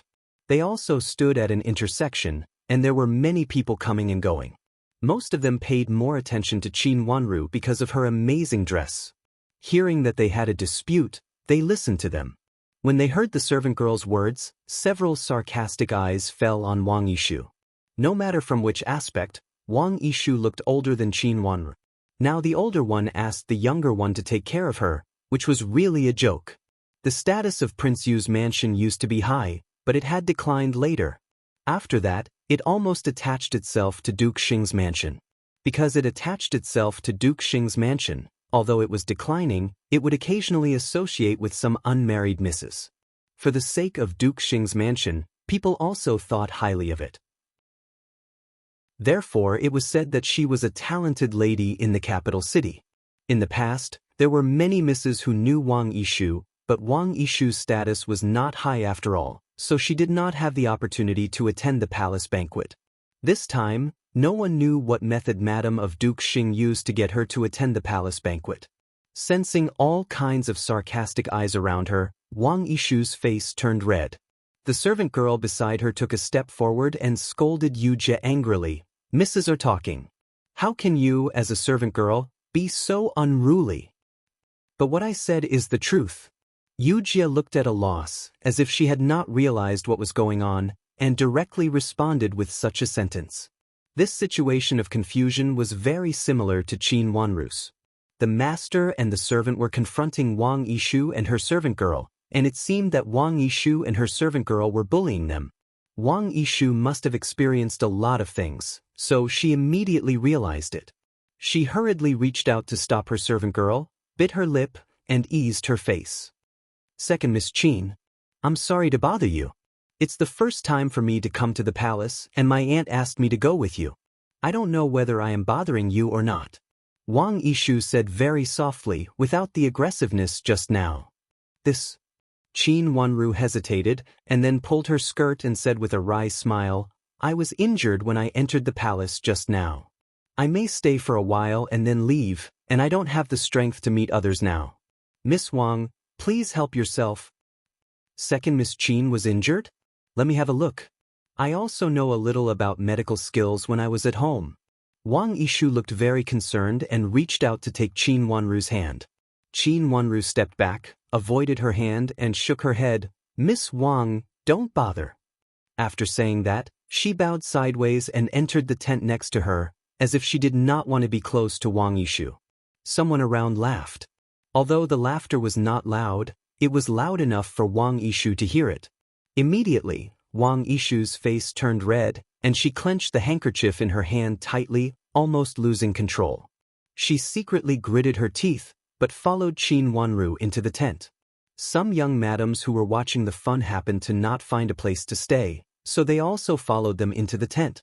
When the crowd here dispersed, the palace maid who was wiping the flower pots stood up and looked thoughtfully in the direction where Qin Wanru left. She was a trusted subordinate sent by the Empress Dowager, so she naturally knew that her master treated Qin Wanru differently. So she paid more attention to Qin Wanru, but she did not expect that she would hear some words just now. How could Madame of Duke Xing get involved with Ningyuan Army General's mansion, which had just arrived in Jiangzhou, and it seemed that she had a good relationship with second Miss Qin. Duke Xing and Prince Qin had nothing to do with each other. So why did Madame of Duke Xing get involved with Qin's mansion? Was it because she knew that Prince Qin had gone to Jiangzhou and lived in Lord Qin's mansion, who was still Ningyuan army general in Jiangzhou at that time? The palace maid felt that the more she thought about it, the more dangerous it was. It was definitely not something that a little palace maid like her could bear. She casually threw away the rag in her hand and hurriedly went to report it to the Empress Dowager. The palace was the most sensitive when facing this kind of thing, and the Empress Dowager now paid the most attention to Prince Chen now. Prince Chen had an accident not long ago, and second Miss Qin was present at the time of the accident. What kind of role did Madame of Duke Xing, who seemed to have nothing to do with it, play in it? The palace maid did not dare to think about it, and only felt that it was better to report it to the Empress Dowager. She was just a palace maid, and no one noticed that she was sent by the Empress Dowager, so naturally they would not notice her leaving. Qin Wanru entered the tent and found that it was quite large inside. The large table could at least sit a dozen young madams. At this time, there were only a few people, and most of them were empty. It was on the side, and many young madams were not willing to choose this kind of position. When several tents in the middle of the tent were full, some young madams would come to the side. When Qin Wanru came in, there were only 5 or 6 young madams inside. When they saw Qin Wanru coming in, they were all amazed, and then their eyes fell on Qin Wanru's clothes. The wind blew and raised the gauze skirt, making people feel that she was a fairy in the wind. Several young madams' eyes lit up, and after looking at each other, they all showed joy on their faces. Chapter 288. Wang Yishu said and mysteriously took out a handkerchief, which seemed to be wrapped in something. Qin Wanru had an intuition that the cloth was a little familiar. Her watery eyes narrowed slightly, and she had recognized it. It was the cloth of the dress given to her by Madame of Duke Xing. At that time, the dress was left in Rui, in Great Elder Princess Mansion, and Ru, in Great Elder Princess also asked her not to wear it, saying that it violated the emperor's taboo in the palace. Was this the colorful yarn? And it was soaked in incense, which was fragrant. Qin Wanru didn't like using incense and was very sensitive to fragrance. Miss Wang, where did you get this handkerchief? Qin Wanru reached out to hold Wang Yishu's hand, looking surprised. What's wrong? Wang Yishu froze for a moment, looked down at the handkerchief in her hand, and sneered. As her aunt said, people from the countryside were petty. I still have a lot of this handkerchief. If second Miss Qin likes it, I will ask someone to send some to you next time. Miss Wang, do you have a lot of such handkerchiefs? Qin Wanru asked again. Wang Yishu nodded and smiled more affectionately. This kind of handkerchief is nothing. My aunt also has a lot of it. She got the handkerchief from Madame of Duke Xing, but she didn't have a lot of it, as she said. It was specially given to her by Madame of Duke Xing this time, and Madame of Duke Xing told her that she would give her a few more handkerchiefs after it was done. Of course, Madame of Duke Xing pretended to be generous in front of everyone. Although her tone was gentle, her words were full of arrogance. The eyes of several young madams around were also attracted by the handkerchief. From different angles, it seemed to show different colors faintly, which was extremely gorgeous and beautiful. Miss Wang, let me have a look. The young madam who had sat over, who was closest to them, reached out and said with a smile at this time. Seeing this young madam reach out, Wang Yishu reacted quickly and put the thing in the handkerchief in her hand. Then the handkerchief was taken by this young madam and immediately passed to another young madam, which made everyone exclaim. The handkerchief was not only beautiful but also fragrant. When everyone's attention was on this handkerchief, Wang Yishu approached Qin Wanru, handed over the jade pendant hidden in her hand, and put it into Qin Wanru's hand with great enthusiasm. She lowered her voice and said, Second Miss Qin, my aunt asked you to bring this to First Miss Qi. This jade pendant was for Qi Rongji, so Qin Wanru had to accept it. Why didn't Madame of Duke Xing directly give it to First Miss Qi? This should have been sent when we recognized each other, but we forgot it at that time. Later, it seemed to be reluctant to send it. I thought that second Miss Qin could send it secretly, which could be regarded as a dignified gesture. Wang Yishu whispered in an increasingly low voice. It meant that Madame of Duke Xing had reluctantly accepted Qi Rongji, so she had sent her something casually and had forgotten to send an important thing. If she had sent it to Qi Rongji in a big way, it would have seemed a little deliberate and even made others laugh at her. So she had sent it to Qi Rongji through herself. It was very reasonable and explainable.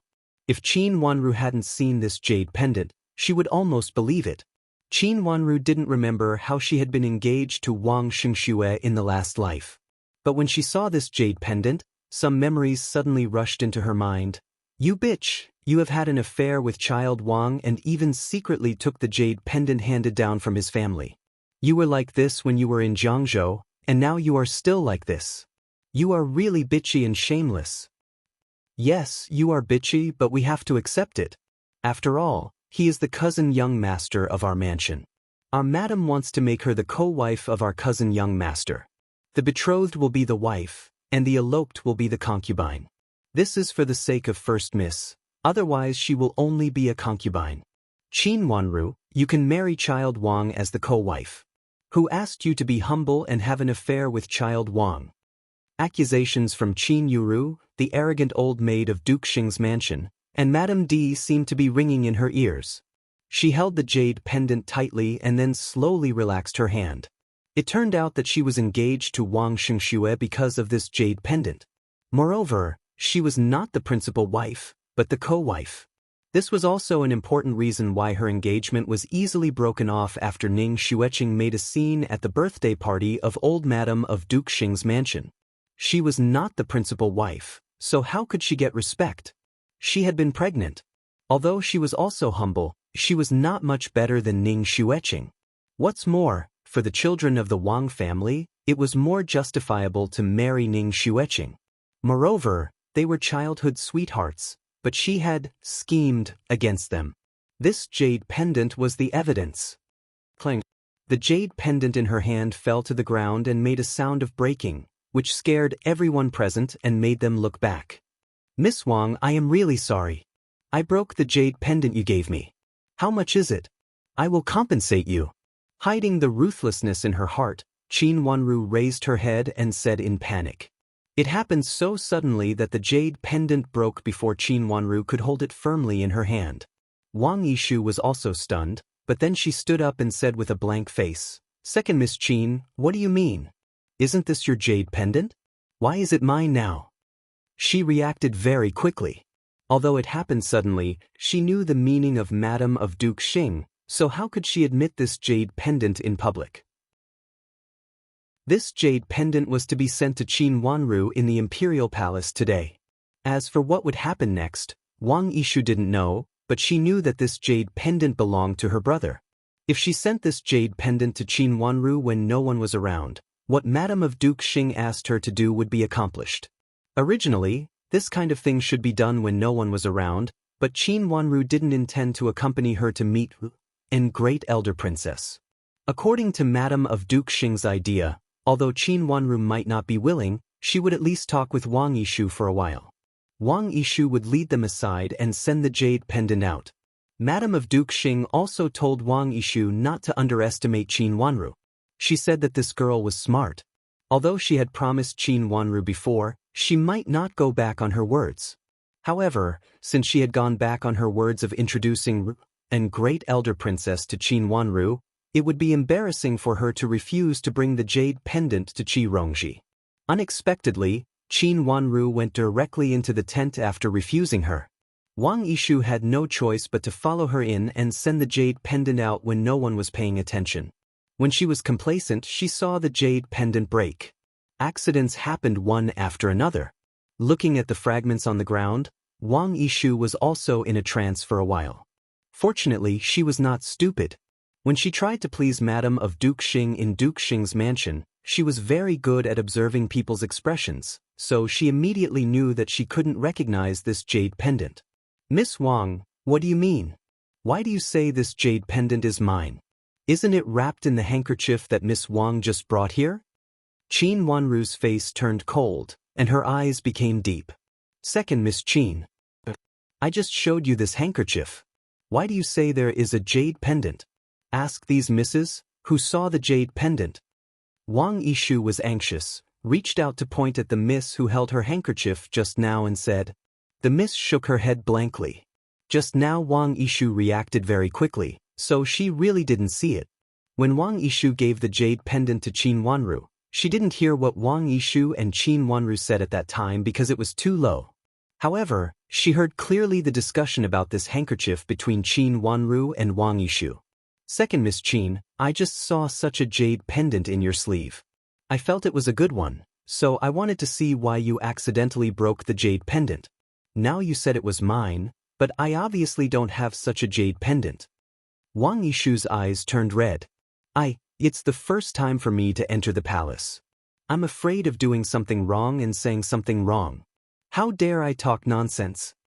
As she said, she shook her hands anxiously in a panic, which made people feel that there was something fishy about it. It was just a jade pendant. No matter whose jade pendant it was, it had no important relationship. A servant girl squatted down at the signal of her miss, picked up the jade pendant which had broken into 4 pieces and looked at it. Then she saw a word on the corner of the last piece of jade pendant. Her hand trembled for a moment, and the jade piece fell to the ground again. "What's wrong?" asked the Mississippis. It's a word. It seems to be a man's word."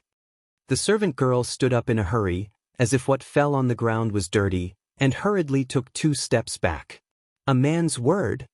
The other misses all stood up, looked at Qin Wanru and then looked at Wang Yishu, and didn't know who to believe for a moment. Another servant girl squatted down, picked up the corner of the jade pendant, showed it to everyone, and said, "It's a word, shui." Hearing what she said, a trace of horror flashed across Wang Yishu's face. She covered her mouth with one hand and looked at Qin Wanru in astonishment.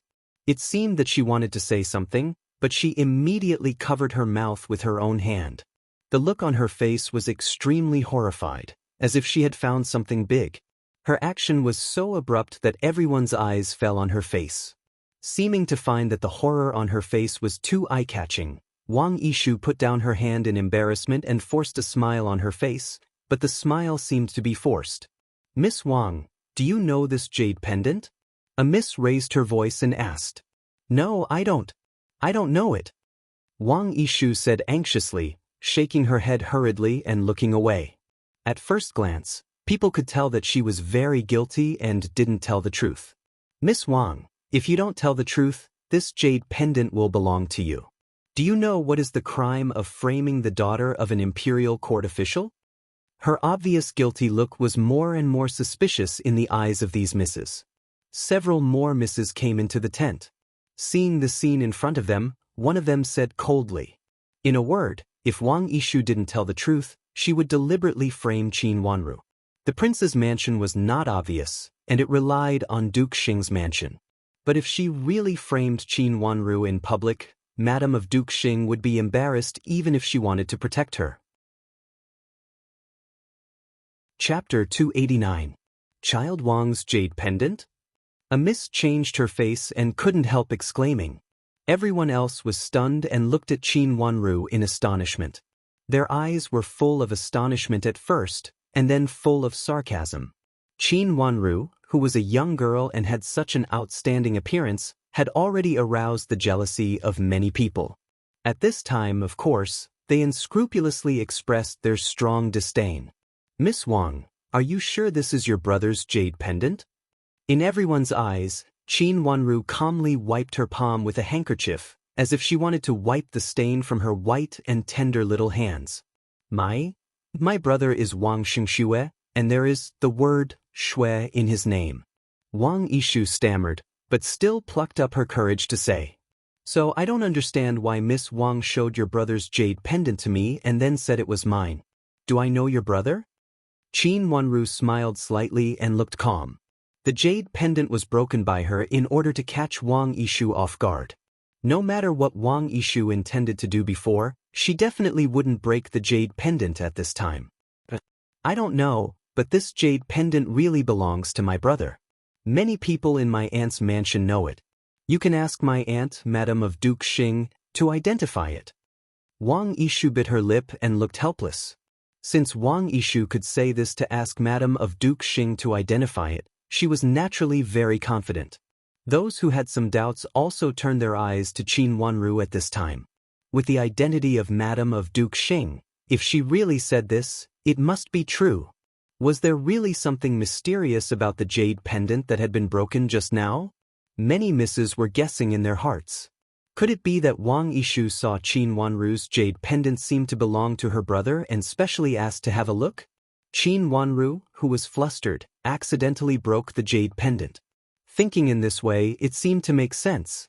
They looked at Qin Wanru with more sarcasm in their eyes. Miss Wang and I met for the first time today, right? I don't know how I offended Miss Wang, so that Miss Wang took your brother's jade pendant to frame me? Qin Wanru didn't seem to understand the overbearing meaning in Wang Yishu's words and said with indifferent eyes. She didn't panic at all and looked more and more calm.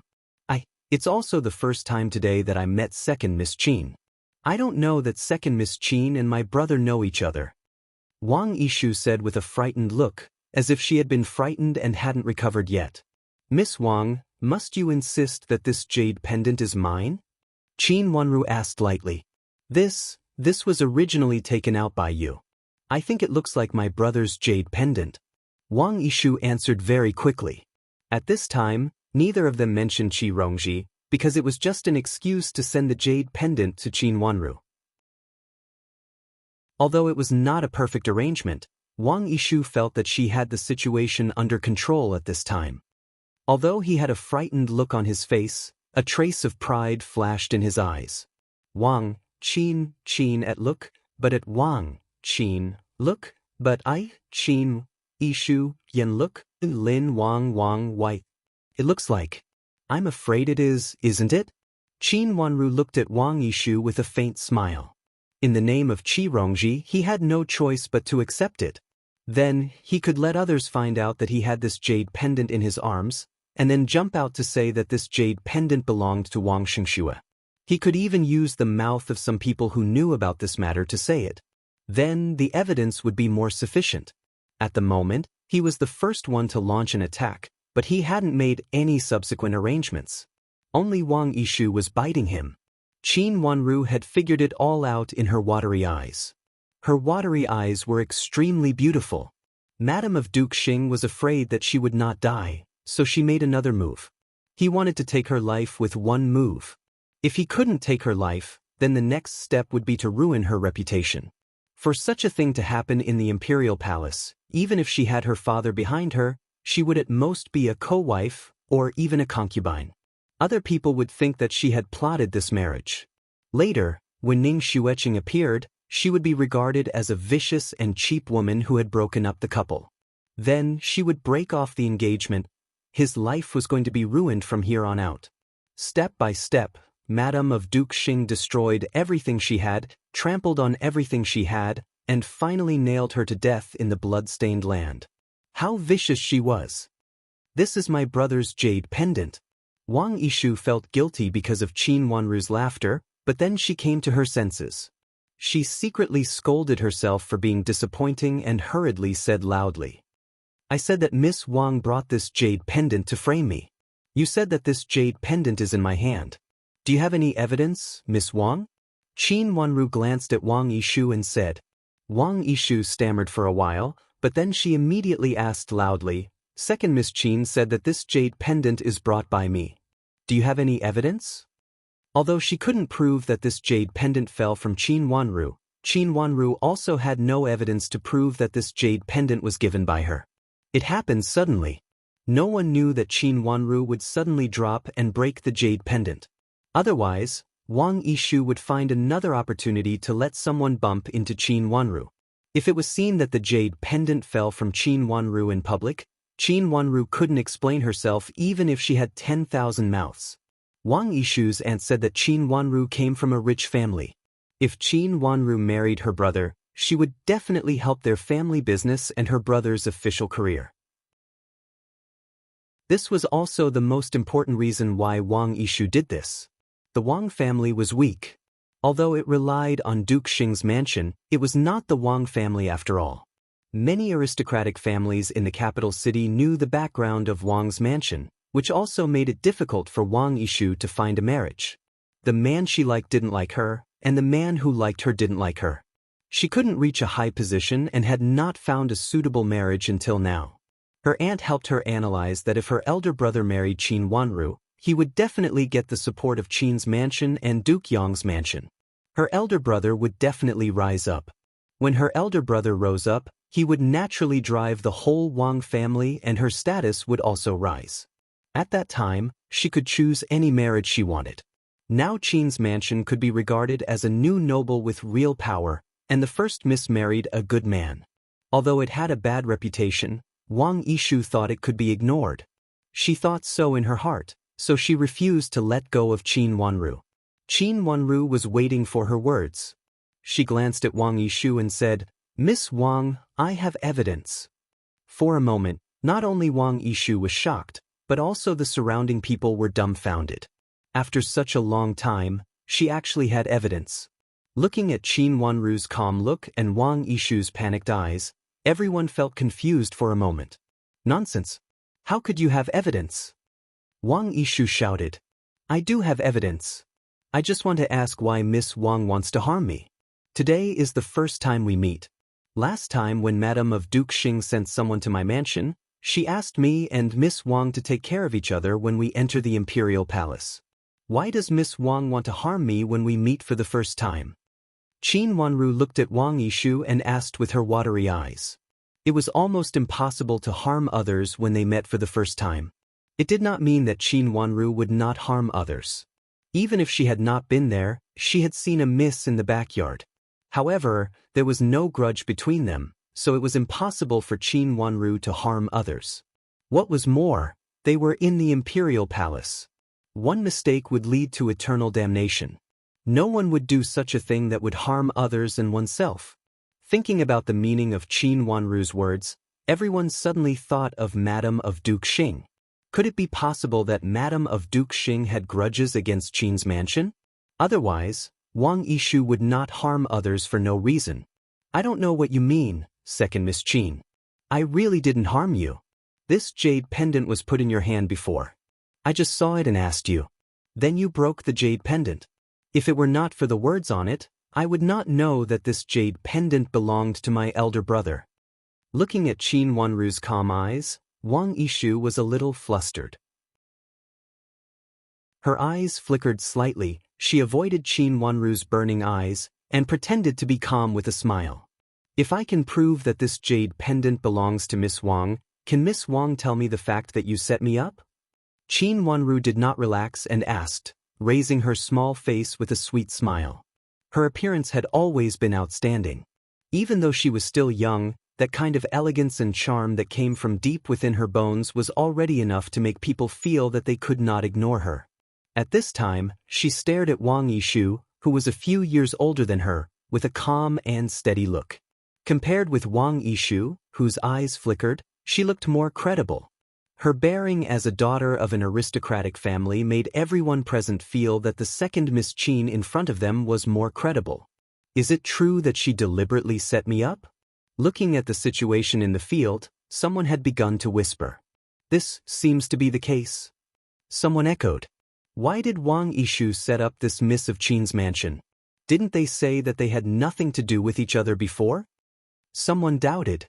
"Maybe it's because of Duke Xing's mansion." The word stopped here. The misses who answered and asked were both shocked. They hurriedly covered their mouths with handkerchiefs and stopped talking. Duke Xing's mansion was not a place that others could talk about casually. But when they said this, they naturally got the answer from Madame of Duke Xing.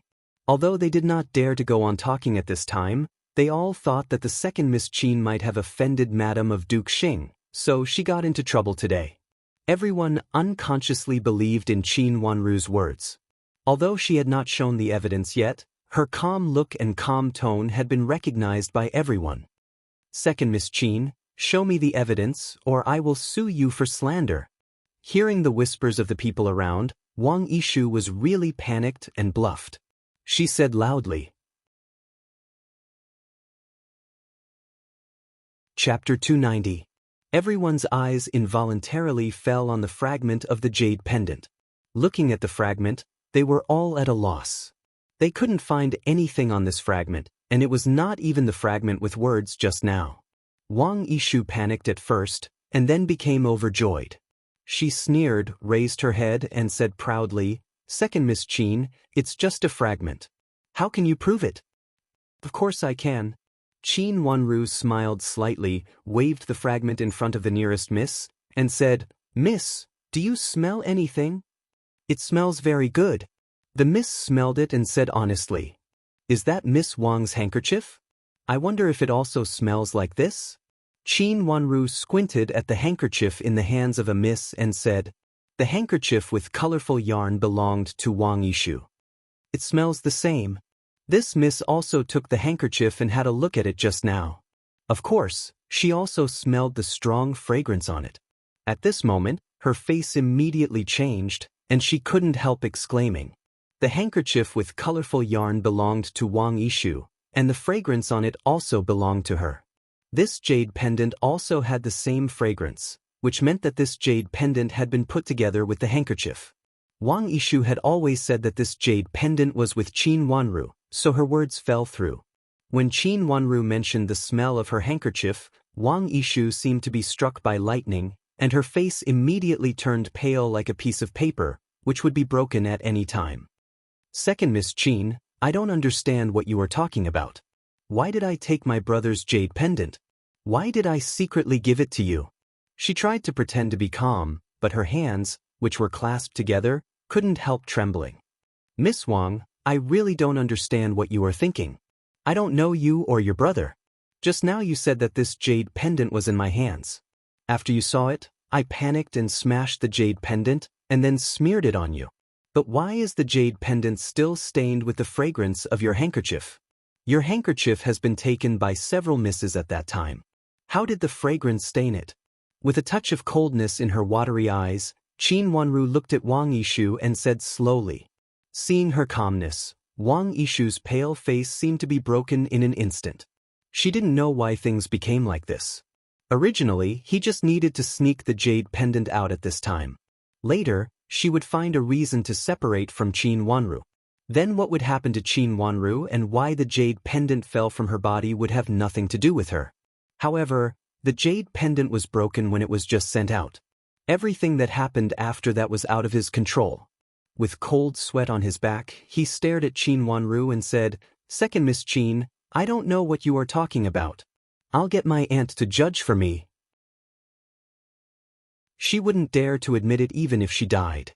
It seemed that as long as Madame of Duke Xing came, everything could be solved, which made people feel that this matter had something to do with Madame of Duke Xing. The servant girl who followed Wang Yishu twisted her body uneasily and looked around nervously.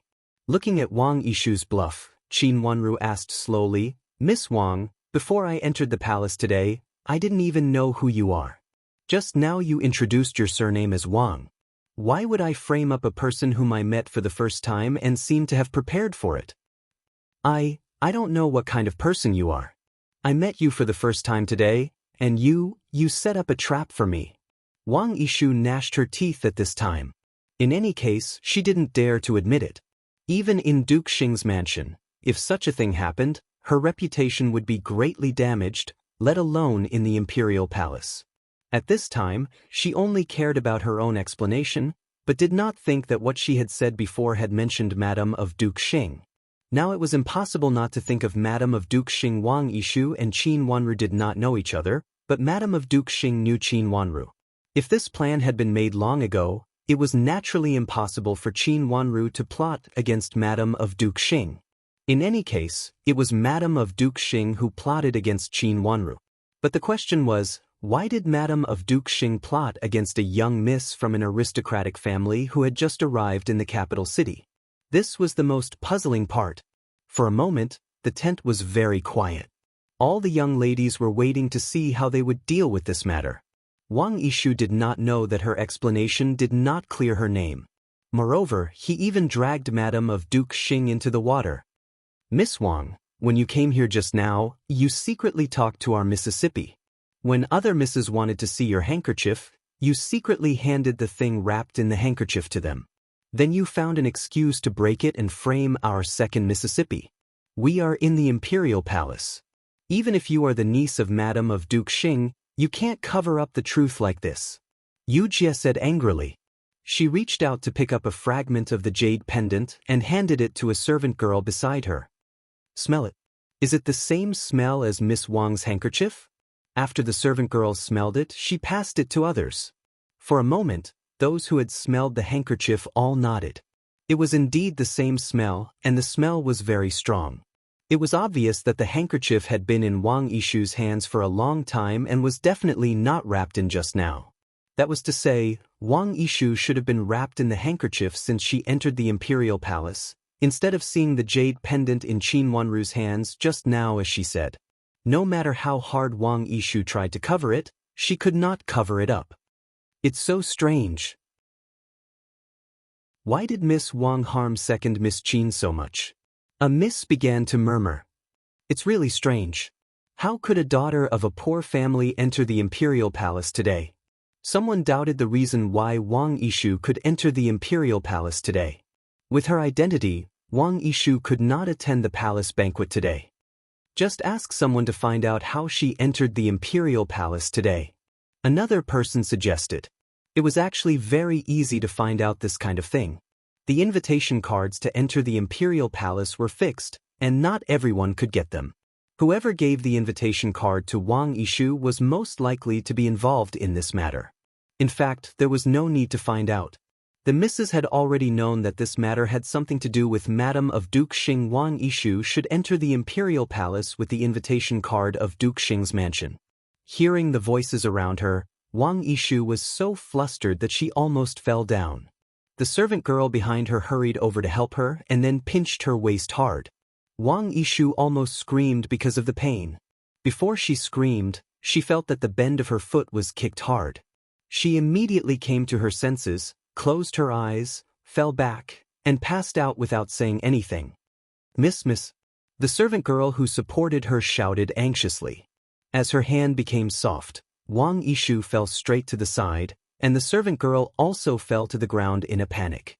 The fall was not light. Wang Yishu bounced a bit and passed out without saying a word. Qin Wanru saw it clearly on the side. It was the servant girl who attacked Wang Yishu before, so Wang Yishu pretended to pass out. But now Wang Yishu really passed out. She fell straight down. The servant girl didn't mean to help her at all, but directly threw her to the ground, and the back of her head hit heavily on the bluestone ground. Blood. The servant girl didn't fall so badly. She rushed over, helped Wang Yishu up, and raised her head. Seeing the blood on the back of Wang Yishu's head, she screamed. In everyone's astonished eyes, seeing the blood on the back of Wang Yishu's head getting bigger, many young madams screamed in fear. Some rushed out of the door, and everyone was in a mess. The movement here had already alarmed people in the palace. A nanny in charge of the palace came over. Seeing this situation, she was so anxious that her face changed dramatically. The identity of the young madams coming from the palace today was very unusual, and they might be of a higher status. At this time, she couldn't bear the responsibility for anyone's accident. She hurriedly asked someone to help Wang Yishu out, and then asked someone to invite an imperial physician. The scene was in a mess. At this time, the empress came over with a large group of palace maids. Seeing the chaos in front of her, she immediately looked at a principal palace maid standing beside her with a cold face. The principal palace maid understood, hurriedly stepped forward and said loudly, "Here comes the empress." For a moment, everyone present knelt down and shouted, "Long live the empress."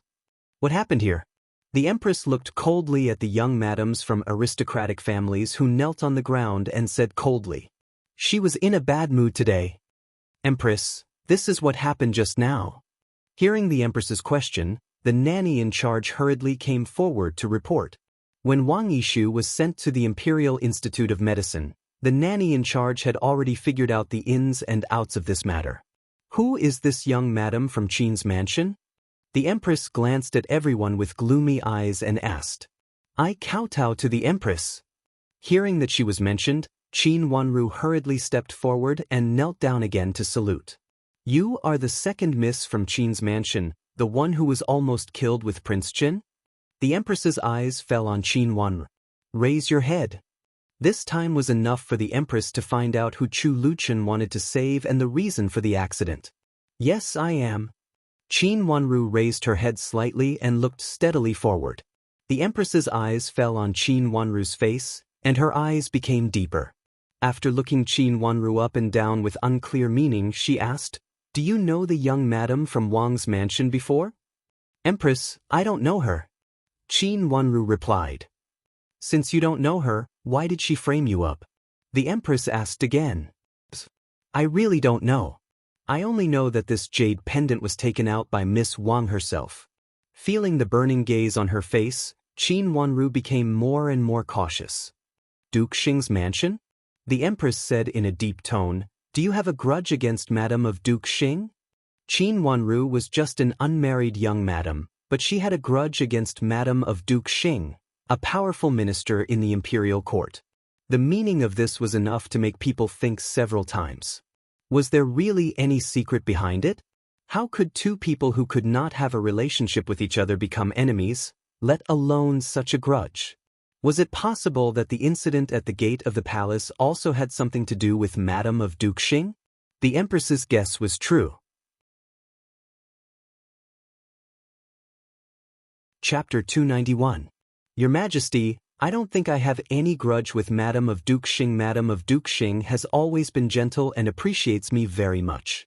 I don't think she wants to hurt me. Qin Wanru said naturally and gracefully. Her words made the Empress silent for a while. Her eyes fell on Qin Wanru's face with a bit of coldness, as if she wanted to see whether Qin Wanru was telling the truth or lying.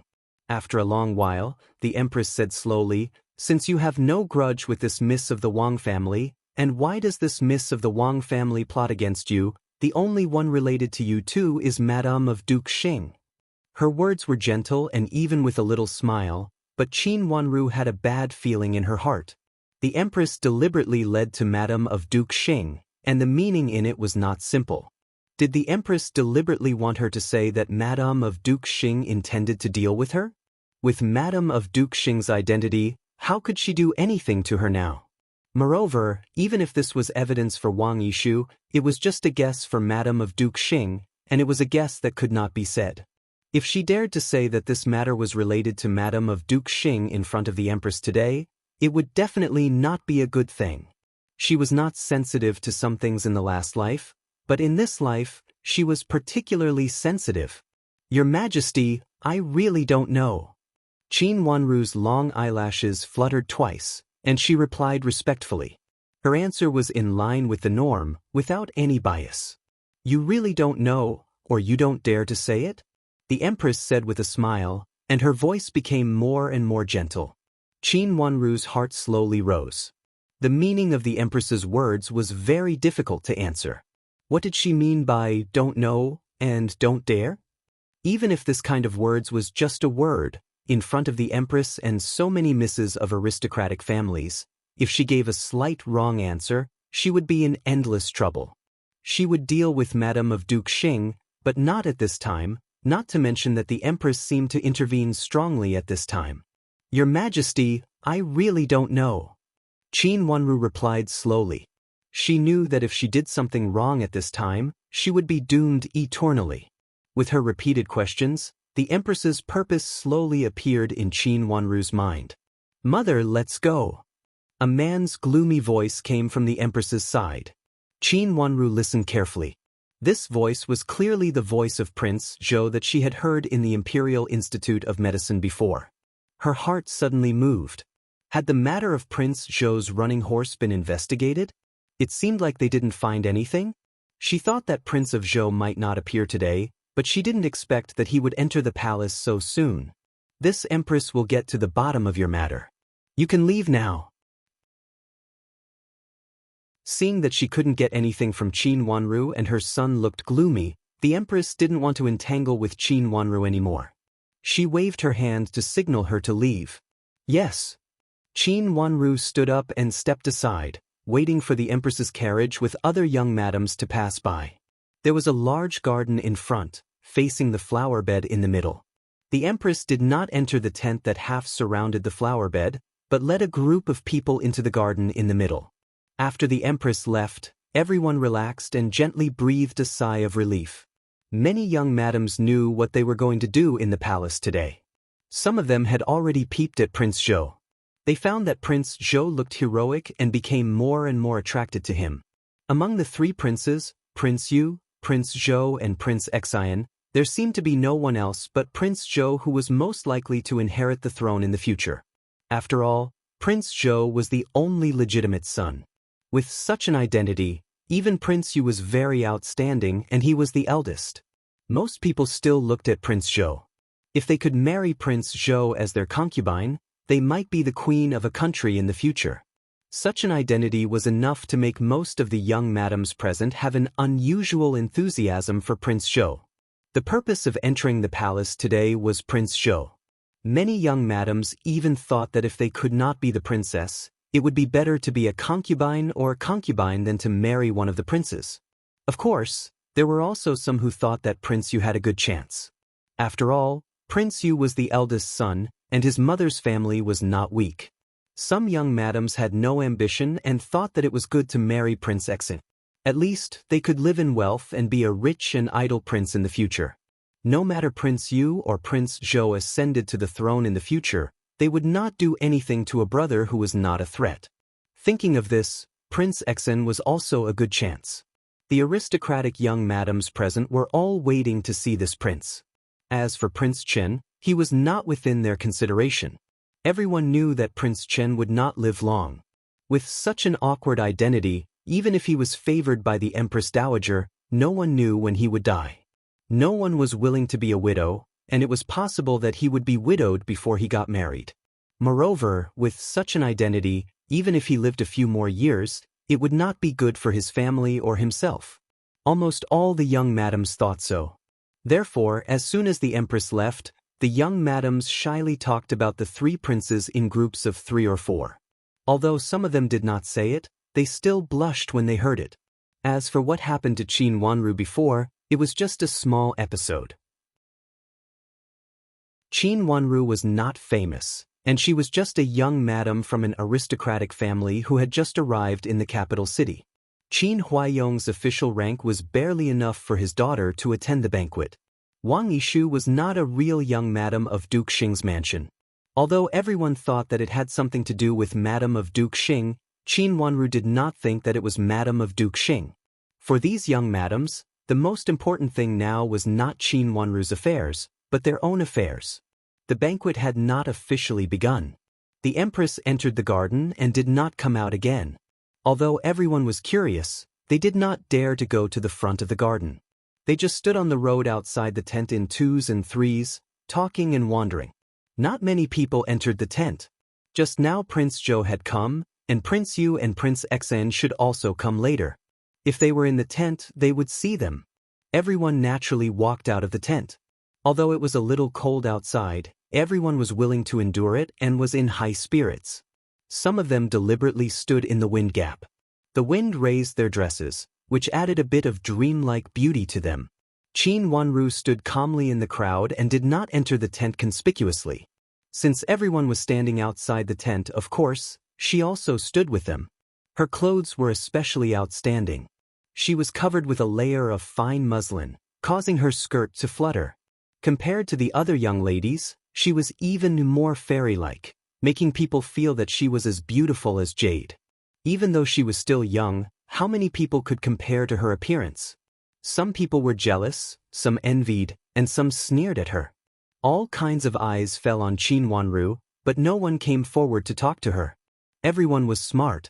The thing about Wang Yishu just now obviously had something to do with Madam of Duke Xing facing Madam of Duke Xing. Qin Wanru had no chance at all.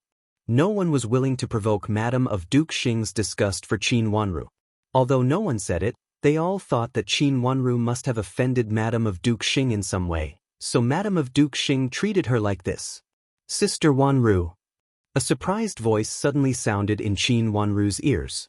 Qin Wanru looked up and saw Yan Shulan coming from the front with a happy face. She came late and just arrived.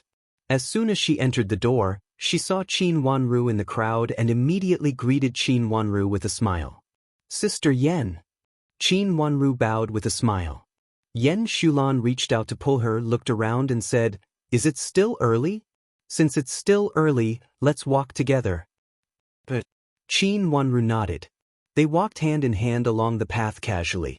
In a place where neither of them noticed, several pairs of malicious eyes glanced at them. Someone squinted at them coldly, someone snorted coldly, and someone whispered a few words to the servant girl beside him. The servant girl turned around and ran out when no one paid attention to her. Everyone did it very calmly, as if it was the most natural thing. Even the servant girl who ran out to deliver the letter also disappeared in the crowd. The crowd suddenly stirred again. Someone was saying that Prince Yu had come, and Prince Yu had come. A large group of misses from aristocratic families stood there more and more gracefully, and their eyes turned over with shyness.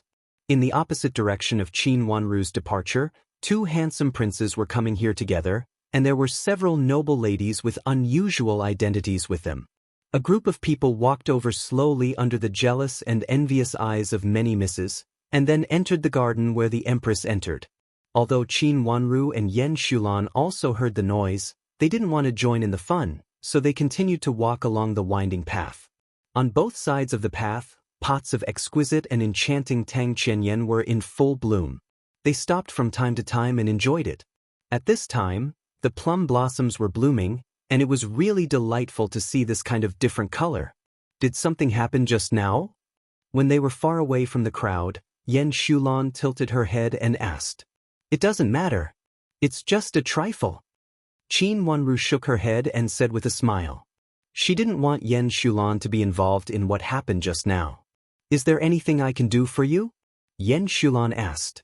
Qin Wanru shook her hand and said, "You don't have to worry about it. Wang Yishu is not such a person at ordinary times. How could she do such a thing?"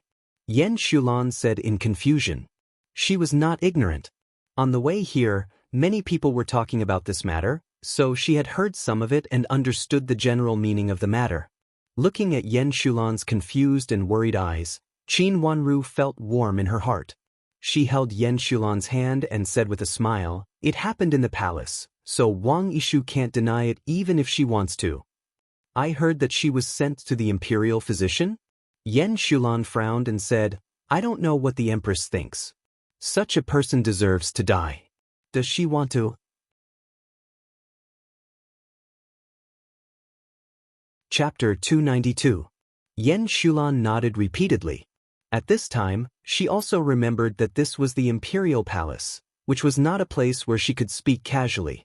Even if she spoke softly, she could not guarantee that no one would hear it. If it was spread that she was disrespectful to the Empress, it would be a big crime. Seeing that she understood, Qin Wanru put down her hand and looked around. Seeing that there were only 2 rows of flowers around and no other big trees around, she breathed a sigh of relief when she found that no one was around. Seeing that Qin Wanru was so cautious, Yen Shulan increasingly felt that she was reckless just now and felt a little sorry. "I made a slip of the tongue just now. Something bad almost happened. Fortunately, there is no one here." Qin Wanru said softly and looked into the distance quietly with her watery eyes. Seeing that several palace maids passed by in the distance, but none of them came close, she was slightly relieved. Many things happened in the Imperial Palace today. The Empress seemed to be looking for a scapegoat. She did not want to run into the muzzle at this time. "When I entered the Imperial Palace, something happened too. I was framed and almost lost my life. Prince Chen saved me, but he fainted. Now he is still in the Imperial Institute of Medicine, and the Empress Dowager is guarding there. The horse that had an accident was from Prince Zhou's mansion." Qin Wanru said implicitly and warned Yen Shulan in a low voice. With such an accident, the Empress would definitely not be in a good mood at today's banquet. Yen Shulan understood the meaning of Qin Wanru's words and immediately gasped. This was much more serious than what Qin Wanru had encountered just now. With this, no one would care about Wang Yishu's matter. "Has Prince Chen woken up?" Yen Shulan asked anxiously. Everyone in the capital city knew that the Empress Dowager doted on Prince Chen. If something really happened to this sick prince, the whole capital city would inevitably be in chaos. "He has woken up," Qin Wanru whispered. Fortunately. Yen Shulan breathed a sigh of relief. With such an accident happening before the banquet, none of the aristocratic young madams attending the banquet today could escape. They would definitely be interrogated one by one. It was God's blessing that they could escape. "Are you all right?" Yen Shulan suddenly remembered that Qin Wanru said this accident was related to her, and immediately asked with concern. "I'm fine. Prince Chen pleaded for me. Qin Wanru shook her head, picked up a nearby petal, and played with it thoughtfully in her hand. Then who would want to hurt Prince Chen? Could it be?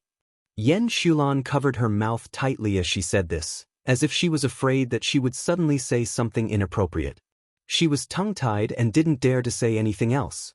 She faintly felt that cold sweat began to appear on her forehead. Prince Chen's identity was too special.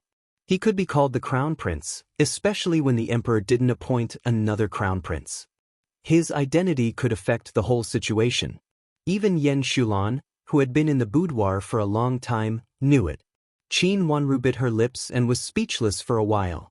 Everyone thought that it was a conspiracy against Chu Luchen, but only she knew that it was against her. The reason why Chu Luchen fainted was that she was rolled by the whip and hit him. It was actually Chu Luchen who was in trouble. However, everyone magnified this matter infinitely and thought that someone wanted to hurt Chu Luchen. Even the Empress Dowager and the Empress thought so. This was also an important reason why Prince Zhou left in a hurry before. But now, she couldn't explain this misunderstanding. She was not the only one who was plotting against it. The Empress's meaning to her just now also made Qin Wanru have a bold guess. Logically speaking, the banquet was hosted by the Empress, so she certainly didn't want any accident to happen. In particular, Duke Xing's mansion was involved in it. Naturally, she wanted to turn a big problem into a small one and a small one into nothing. How could she deliberately lead it in that direction? This was obviously to divert everyone's attention. The matter between Qin Wanru and Wang Yishu was too small. Such a trivial matter could be changed because of Qin Wanru's involvement, and Qin Wanru was involved in the matter of Chu Luchen fainting. To sum up all this, Qin Wanru judged that the Empress meant to make her matter bigger and then suppressed the matter of Chu Luchen.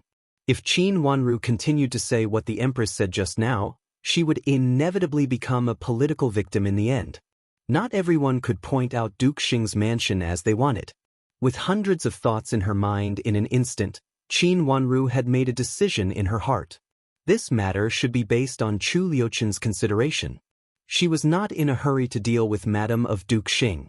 Moreover, even if she didn't say anything today, the rumor that Madame of Duke Xing didn't like her had been spread out. In this case, if Madame of Duke Xing showed too much affection to her in front of others in the future, it would also be suspicious. As for Wang Yishu's matter, if she didn't smash the jade pendant first today, there must be a follow-up, and it would be a follow-up that she couldn't explain even 100 times. That was to say, there must be a follow-up of Wang Yishu. Now those people were hiding in the dark because Wang Yishu's matter happened suddenly. Madame of Duke Xing was so powerful that she even had people in the palace. These people might be people in the palace or misses of various mansions. Sister Yen, this matter has not been spread out yet. You should pretend that you know nothing about it. Qin Wanru whispered. Don't worry. I will not talk nonsense. I will be more careful. Understanding what Qin Wanru meant, Yen Shulan put down her hand and said cautiously. While talking, a palace maid suddenly ran over in a hurry. Seeing Yen Shulan, she was relieved and hurried forward to say, Miss Yen, Zhaoyi asked you to behave yourself in the palace today and don't make trouble. Her words were very incomprehensible, but Qin Wanru and Yen Shulan both understood it. Yes, I got it. Yen Shulan and Qin Wanru looked at each other and nodded. Zhaoyi asked you to go there, and she has something to tell you. The palace maid didn't leave. Looking at Qin Wanru beside her, she said to Yen Shulan calmly.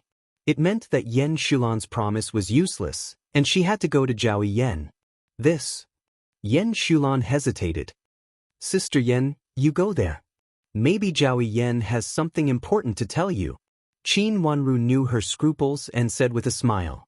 Most of the misses in the meeting didn't know what had happened outside the palace gate, but the astute concubines in the palace had already known it. They were afraid that their juniors would be ignorant and get into trouble with the Empress. Many of them, like Zhaoyi Yen, called their juniors to go there and tell them something. On the surface, it was still a cheerful atmosphere, but secretly, because of Chu Liuchen's injury, there was a storm brewing. Since Qin Wanru said so, Yen Shulan glanced at her gratefully, and then left with the palace maids and servant girls, leaving Qin Wanru alone on the path. Qin Wanru continued to turn the road ahead. Was Miss Wang really sent by Madame of Duke Xing? Looking around and making sure there was no one, Yu Jie stepped forward and stood behind Qin Wanru. She hadn't had a chance to talk to Qin Wanru in private until now. It should be, Qin Wanru said slowly, with a trace of coldness in her watery eyes. Why is Madame of Duke Xing so vicious? Does she dislike you so much? She even showed that she liked you very much before. Yu Jie said angrily. Others didn't see Madame of Duke Xing's kindness to Qin Wanru, but how could she not see it?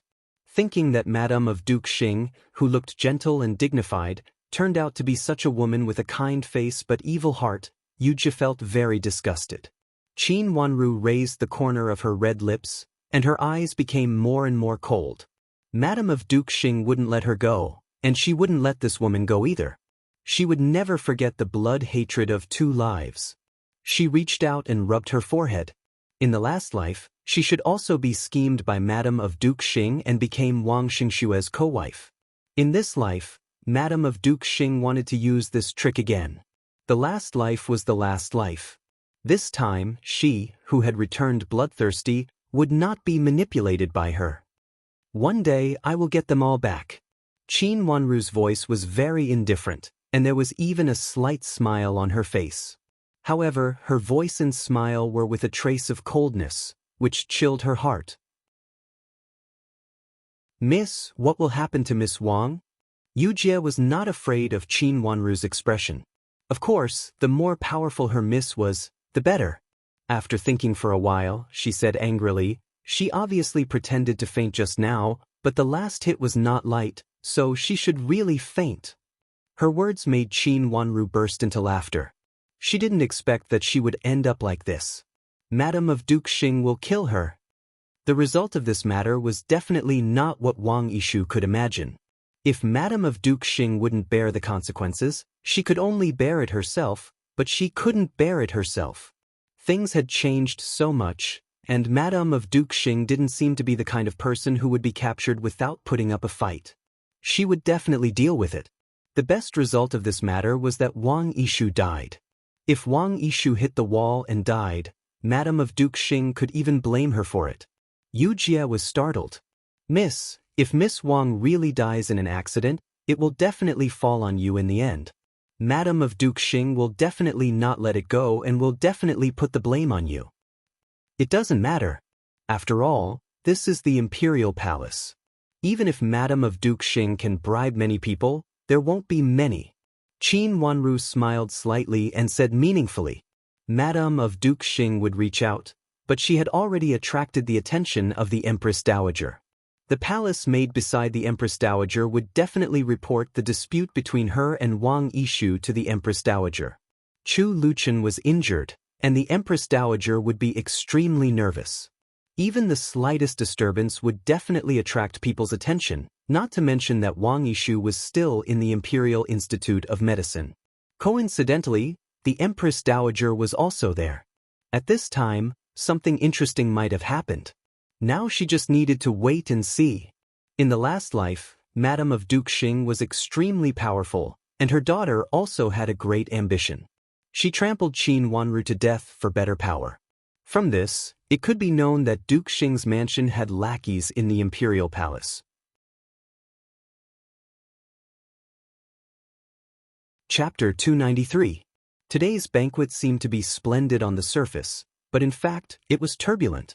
And the crux of the problem was actually the daughter of Ningyuan army general, which was something that no one expected. The Empress and her son were sitting in the room. Beside them were 2 personal old maids and a personal eunuch of Prince Zhou. The rest of the people were waiting quietly outside the door. You found nothing? The Empress said coldly with a dark face. Mother, I found nothing. I only found the family where the coachman used to work. But that family is just an ordinary merchant, and it is not in the capital city now.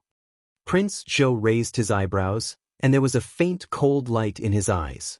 How could he not be angry? He left the palace and went straight back to his mansion, but he was still 1 step late. The coachman actually hanged himself because of fear. Who would believe this reason? There is no trace left? The Empress was angry and asked again. Mother, I really don't know who put a nail in my mansion and put their hands into Prince Zhou's mansion. Prince Zhou angrily patted the armrest of the chair. He always thought that his Prince Zhou's mansion was an iron bucket, but now he found that the secret had been leaked. If it were not for Chu Luchen today, he would not even know when he would die. As long as he thought of this, the anger in his heart rushed up. He was Prince Zhou, the legitimate son of the Empress, and also the future crown prince. How could he not be angry when someone laid their hands on him? Mother, when I go back, I will directly ask someone to investigate the 9 clans of the coachman. Even if he has no parents, I will kill all his clans. Prince Zhou said with a face full of anger. Don't do it first. The Empress stretched out her hand to stop him and said, You directly report this to your father. You go to your father and cry to him. Just say that someone secretly released the coachman in your Prince Zhou's mansion with the purpose of secretly killing you. Your father, please save your life. Okay, I will go in a moment. Mother, who do you think did this to me? Prince Zhou nodded and frowned tightly with a dark look on his face. The invalid is dead, and you're blamed. Whoever benefits the most from this matter is the one who wants to kill him. The Empress said gloomily. Her only son was actually plotted against under her eyes. How could the Empress not be angry? At this time, she also had the intention to kill. Chu Lue? Zhou Wang gnashed his teeth. We can't deny that it's not Chu Liuxin. Concubine Ming is not a quiet person. She thinks that she has hope after giving birth to a son. She doesn't know who she is. How dare she think too much? The queen's face was full of resentment. Her appearance was not the most outstanding, and in this situation, her entire person was filled with coldness and hatred. After being in the palace for so many years, she had long become indifferent. But now there were only her confidants and her son, so she didn't care anymore. Mother, I understand now. Prince of Zhou immediately understood what the Empress meant. Mother and son always had the same mind. After calming down a little, he said, Mother, I don't understand what the daughter of Ningyuan army general's mansion means. Chu Luchen didn't look like a person who would save people casually. Why did those people conclude that Chu Luchen would definitely reach out to save people? This was also the thing that Prince of Zhou couldn't figure out. Others didn't know what kind of person Chu Luchen was, but how could he not know? Although Chu Luchen had always appeared to be very harmless in front of his father and grandmother, he was ruthless and ruthless. Even if unrelated people died in front of him, he would not look up. If Chu Liuchen's body had not been predicted by all imperial physicians that he would not live long, Prince of Zhou would definitely regard him as the greatest enemy of his life. Not Chu Lue, not Chu Liuxin, only Chu Luchen. Prince of Zhou felt it was ridiculous that a person like him would reach out to save people because of kindness. Unless Qin Wanru had something to do with him. Do you still remember that Chu Luchen left the capital city before? The Empress picked up the teacup at hand, took a sip and said slowly. I remember that at that time, Chu Lue and Chu Liuxin wanted to chase after him, but when they just went there, Chu Luchen had already returned. It was said that they chased after nothing. Prince of Zhou raised the corner of his mouth sarcastically. Although he didn't go to this matter, he also secretly inquired about a lot of news. Chu Luchen had been in the capital city for a long time, and one day he unexpectedly wanted to take action. All forces paid attention to his whereabouts. It could be said that every time he went, the news of his behavior and address would be sent to the capital city. Even if he was sick, many people dared not take it lightly. Especially his behavior this time was so abnormal. That time when he was in Jiangzhou, he once lived in Ningyuan army general's mansion, and he should have met second Miss Qin. The Empress gave a conclusion. Will he lend a helping hand if he knows her? Prince of Zhou was quite disapproving. Or it can be said that he not only knows her, but also has a good impression of Ningyuan army general's daughter. Prince of Zhou, have you forgotten what your grandmother asked you to do today? The Empress reminded him. Fall in love. Prince of Zhou was stunned for a moment, and then said in surprise, Does Chu Luchen fall in love with the Miss of Qin's mansion? But she is really too young, isn't she? Just now, Chu Liuzhou also saw Qin Wanru's appearance. She was indeed beautiful, and at such a young age she already had a beauty that could topple cities. But after all, she was a little young. Although Prince of Zhou thought Qin Wanru was beautiful, he didn't feel that he admired her. Compared with other misses of aristocratic families, Qin Wanru was young and childish. Even if she looked exquisite, Prince of Zhou felt that he wouldn't have any feelings for her. You don't, but it doesn't mean that Chu Luchen doesn't. The miss of Qin's mansion must be very beautiful. If she grows up in the future, she may become a stunning beauty. The Empress had seen a lot of beauties, but when she saw Qin Wanru's appearance just now, she also felt amazed. Grow up in the future? Isn't it still a long time? Moreover, he doesn't want a ready-made beauty, but expects her to grow up in the future. How ignorant is Chu Luchen to think so? Prince Zhou sneered and ridiculed Chu Liuchen's taste. He deeply felt that Chu Luchen had brought shame to the royal family. The royal family could have all kinds of beauties, but Chu Luchen actually expected a girl who had not yet grown up. You don't have to worry about that. You just need to know that this woman is not ordinary in Chu Liuchen's eyes. The Empress's eyes suddenly lit up. Mother, why don't I choose her and give her the position of concubine, so that Chu Luchen won't care about her? Zhou Wang suddenly smiled proudly. Anyway, he can't choose today. If I choose today, it's too late for him to want it. Prince Zhou had always been at a disadvantage in front of Chu Luchen. At this moment, he suddenly felt that this idea was very good. He just wanted to make Chu Luchen unhappy, and it was better to make him die of anger. Don't provoke Chu Luchen. The Empress directly denied Prince Zhou's idea. Why not? Mother, will Chu Luchen really fight with me for a woman? Moreover, so what if it was a real fight? How can a sickly person defeat me? She thought of how Chu Luchen had deliberately provoked her in the past. Zhou Wang was furious about the matter that made him angry. He felt that he had to fight for it. Just because he is a sickly person, he can do anything. A woman won't make him care much, but if he wants to fight for it, there is nothing he can't do. The Empress's face darkened. She thought of something. Until now, every time she thought of it, she would be flustered. She even felt it was a taboo to see Chu Luchen and didn't dare to provoke him easily. At that time, it was also Prince Zhou who angered Chu Luchen because of a palace maid. At that time, Chu Luchen, who was still young, picked up a vase beside him and smashed it hard on Chu Liuzhou without thinking. Seeing that it was not good, the palace maids around hurriedly came to pull them apart. Chu Luchen fell to the ground and spat out blood. But even so, he still picked up the broken pieces of the vase and smashed them hard on Prince Zhou. Prince Zhou was also scared at that time. After being hit by several pieces of vase, he cried out in pain. The Empress came over and asked someone to hold Chu Luchen. Chu Luchen rolled on the ground like a madman and bumped into the Empress with blood all over his body. The Empress was frightened by his bloody and ferocious face at that time. She could only watch helplessly as Chu Luchen bumped into her and she fell into the broken porcelain pieces. He is a madman, he is a madman. Prince Zhou also thought of the past. His hands couldn't help trembling and his eyes were tight. For Prince Zhou, this matter was also a lifelong memory. Since then he did not dare to provoke Chu Luchen. As the legitimate son of the Empress, he had never given in to anyone but Chu Luchen. He had to give in to Chu Luchen and he did not dare to refuse. This person was a madman. If he was annoyed, he could really do anything. What happened when he was a child was finally left unsettled. The palace maid who caused the trouble was beaten to death by Chu Luchen himself and then sent to Chu Liuzhou's mansion. Chu Liuzhou was so scared that he didn't dare to go out at night for a period of time. As soon as he went out, he saw the bloody face of the palace maid. The legitimate prince was beaten and the Empress was injured.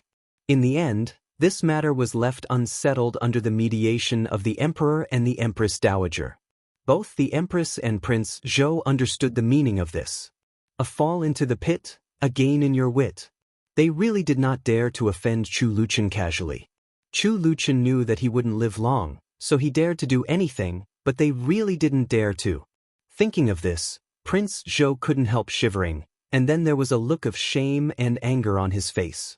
He was Prince Zhou, the future emperor of a country. It was really shameful that he was afraid of a patient. But he also knew that he had to bear it at this time. When he got the throne in the future, he would definitely make this patient kneel in front of him and beg for mercy. Otherwise, he would be cut into pieces and see if he still dared to be arrogant with him.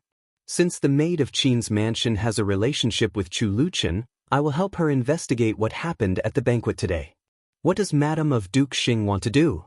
She is just a little girl. Why does Madame of Duke Xing need to do anything? The Empress took a deep breath and suppressed a trace of scarlet in her eyes. Mother, is it possible that the groom in my mansion also has a relationship with Duke Xing's mansion? Otherwise, how could it be so coincidental that the maid of Qin's mansion got involved in it before and after? But if the maid didn't mention it, we wouldn't know that Madame of Duke Xing also got involved in it. Prince Zhou suddenly said with a whimsical idea.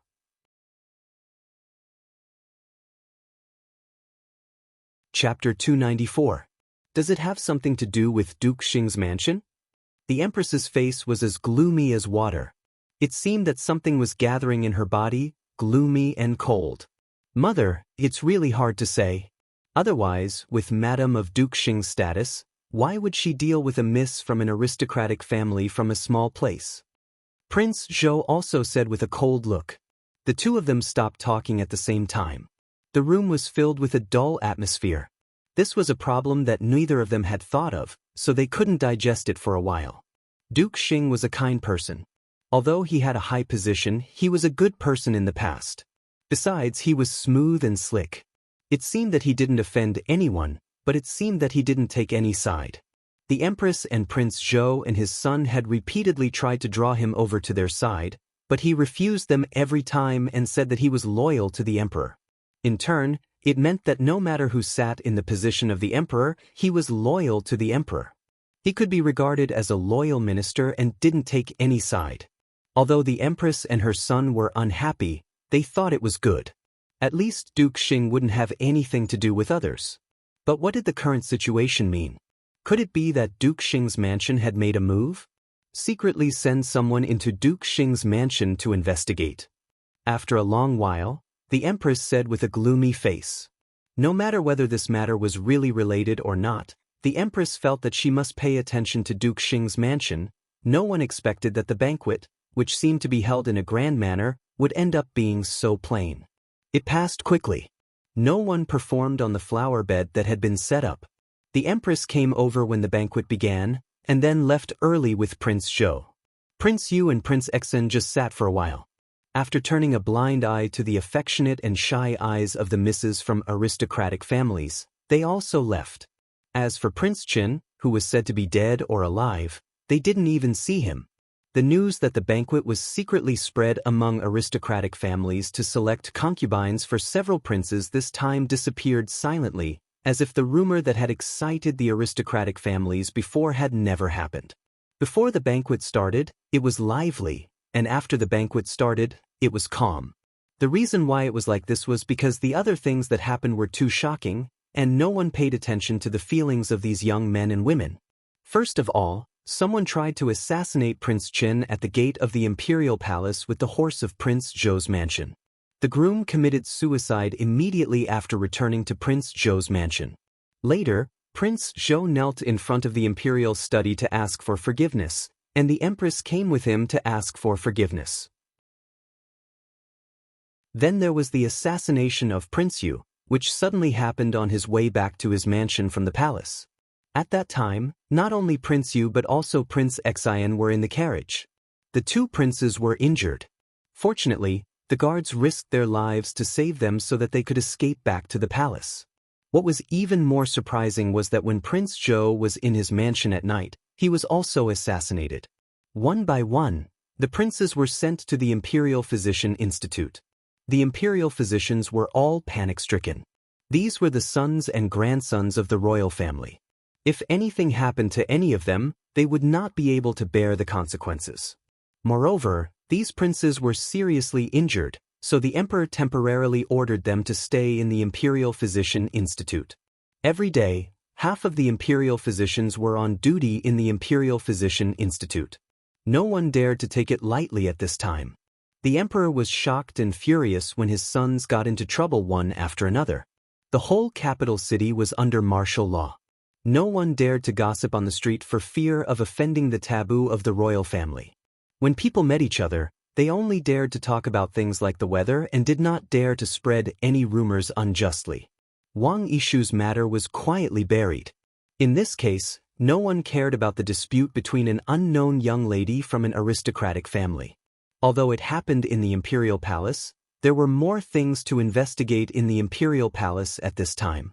The matter between such a woman's backyard was too trivial. But it was not that no one cared about it. The imperial physicians of the Imperial Physician Institute had a headache. Since Miss Wang Yishu was sent to the Imperial Physician Institute, she had been placed casually in a corner, but she had been unconscious and could not be saved no matter how hard they tried. The imperial physicians had no choice but to ask Duke Xing's mansion to take her away. But now things happened in the imperial palace one after another, so she was left idle in a corner. Anyway, she was not the real miss of Duke Xing's mansion. In this case, no one cared about her life or death. And Duke Xing's mansion had not sent anyone to pick her up.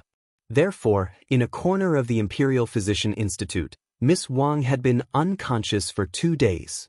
Chu Luchen was the first to arrive at the Imperial Physician Institute, so he naturally occupied the best courtyard in the Imperial Physician Institute. There was incense burning in the room, and the curling ambergris could only be provided by the royal family.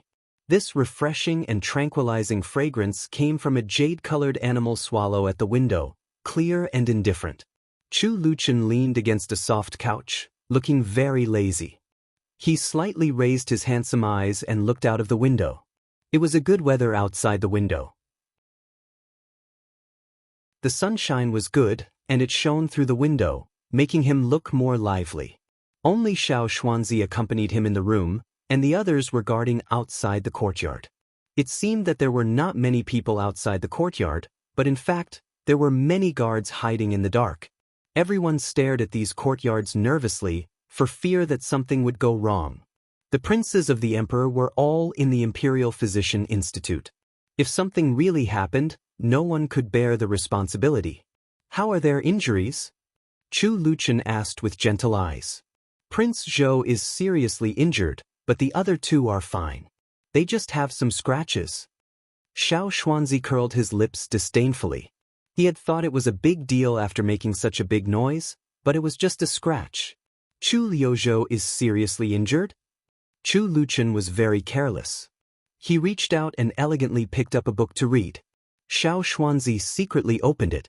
It turned out to be a medical book, and it seemed to be the kind of rare book. Didn't I dislike this kind of medical book the most? When did I change my hobby? Prince Zhou is really seriously injured. He is still lying on the bed and can't get up. The Empress has come to see him several times, and she is very sad every time. Xiao Xuanzi reported. "Where is he hurt?" Chu Luchen asked calmly. He turned his eyes and looked gentle and harmless. "It is said that he hurt his arm. He was severely stabbed by a sword, and now he can't raise his hand." "It's really good," Chu Luchen said meaningfully. "Master, what do you mean?" Xiao Xuanzi asked carefully.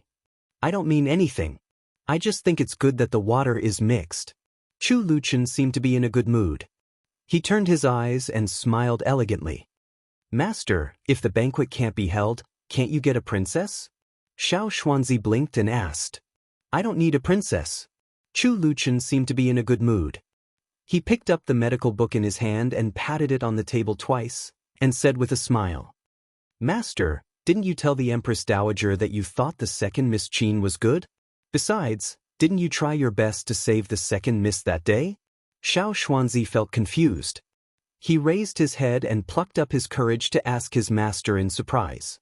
Others didn't know the situation that day, but Xiao Xuanzi knew that his master asked the guards to save the second Miss Qin. Originally, his carriage was in the back. Hearing that the front was blocked, and the second Miss Qin's carriage was in the front, his master got off the carriage and walked forward slowly. His master also saw clearly what happened to the old beggar outside the crowd. After the servant girl and the coachman left, the horse galloped over. His master asked the bodyguard to save the second Miss Qin, but he also ordered the bodyguard to pull the second Miss Qin to him. Thus, the second Miss Qin bumped into his master and made him faint. In Xiao Xuanzi's view, all this was the intention of his master to like the second Miss Qin. But in the end his master didn't want to marry the princess. Then why did he do all this? Xiao Xuanzi was a little eunuch. He had been in the palace since he was a child and had been with Chu Luqian since he was a child. He was Chu Luqian's confidant. But he really didn't understand what his master was thinking this time. He made such a big scene and almost got himself into trouble. But in the end, it was all bark and no bite. Xiao Xuanzi felt that he suffered a loss. This time, something really happened to the prince. With the prince's poor health, such a bump would really cause a big accident. That day, Xiao Xuanzi was so scared that he almost fainted. But it happened suddenly. His master ordered the guards to do so. Xiao Xuanzi didn't have time to object. When he saw Chu Luqian fainted on the ground, Xiao Xuanzi would have been scared out of his wits if he hadn't been rational. This kind of thing couldn't be joked. I'm still young. I don't want any princess. Chu Luqian said lightly. He didn't feel Xiao Xuanzi's various messy thoughts. But you said to the Empress Dowager that you liked the second Miss Qin? Xiao Xuanzi repeated with a sad face. So what? Chu Luqian raised his eyebrows. The second Miss Qin is so outstanding. If I really don't like her, I'm afraid she will be chosen by the other princes. Xiao Xuanzi felt that it was better to hint his master from another aspect. No matter how he looked at his master didn't seem to be enlightened. He was really not as good as a little eunuch like him. But thinking of his master's health, Xiao Xuanzi suddenly understood. The beautiful palace maids sent by the Empress Dowager and the Empress were directly thrown out. Some of them even lost their heads. It seemed that he had to find a way to let his master accept the teaching of such palace maids who knew about human affairs. They dare not choose my maid. Chu Luqian smiled gently and innocently. When the sun fell on his face, he was as handsome and elegant as a banished immortal from heaven. If only looking at his face, no one would think that the handsome young man in front of them was so terrible. The meaning of his words was even more tyrannical and unruly. Xiao Xuanzi also trembled. Looking at his master's handsome face, he suddenly understood. It turned out that his master had already expected all this. What do you mean, master? Xiao Xuanzi bowed his head and smiled. See if the one over there is dead. If not, throw her out. I'm upset.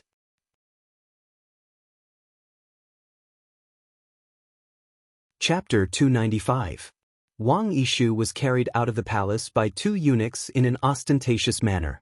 The reason why she was not allowed to stay in the palace was because the people in the Imperial hospital were all descendants of the emperor. She was just a little girl from an aristocratic family who had framed others, so why should she stay? The reason why she stayed for a few more days was that she was still unconscious. But even though she was unconscious, when the two eunuchs carried her out, they directly threw her at the palace gate. Then, they left her lying at the palace gate, and the two eunuchs swaggered off. The people outside the palace didn't know what had happened. They thought that it was Fei Bin who had committed a crime. Later, they found out that it was just a girl from an aristocratic family who had fainted. However, she was thrown at the gate so casually. It was obvious that she wasn't a good person. The carriage of Xing Country's mansion arrived not long after. Two old maids came up and carried Wang Yishu into the carriage. After that, the carriage left. However, even though the carriage of Duke Xing's mansion moved fast, the matter about Wang Yishu was still exposed in the aristocratic families. The assassination of several princes couldn't be mentioned casually, and the matter about Wang Yishu had been buried because of the assassination of the princes. But as Wang Yishu was thrown at the gate of the Imperial Palace, the matter unexpectedly spread like a ferment. Many misses had seen this. Wang Yishu did plot against the second miss of Qin's mansion, but they had never met before. Why did they have a dispute? Moreover, they even dared to launch an attack in the palace. How could they hate each other? How could they hate each other? Wang Yishu didn't want to kill the second miss of Qin's mansion? The sharp aristocratic families in the capital city even thought that this matter had something to do with the murder of Prince Qin.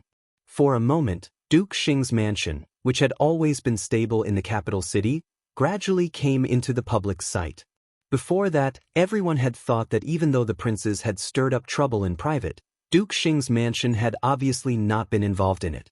But judging from the actions of the Imperial Palace today, could it be that Duke Xing's mansion had been involved in it long ago?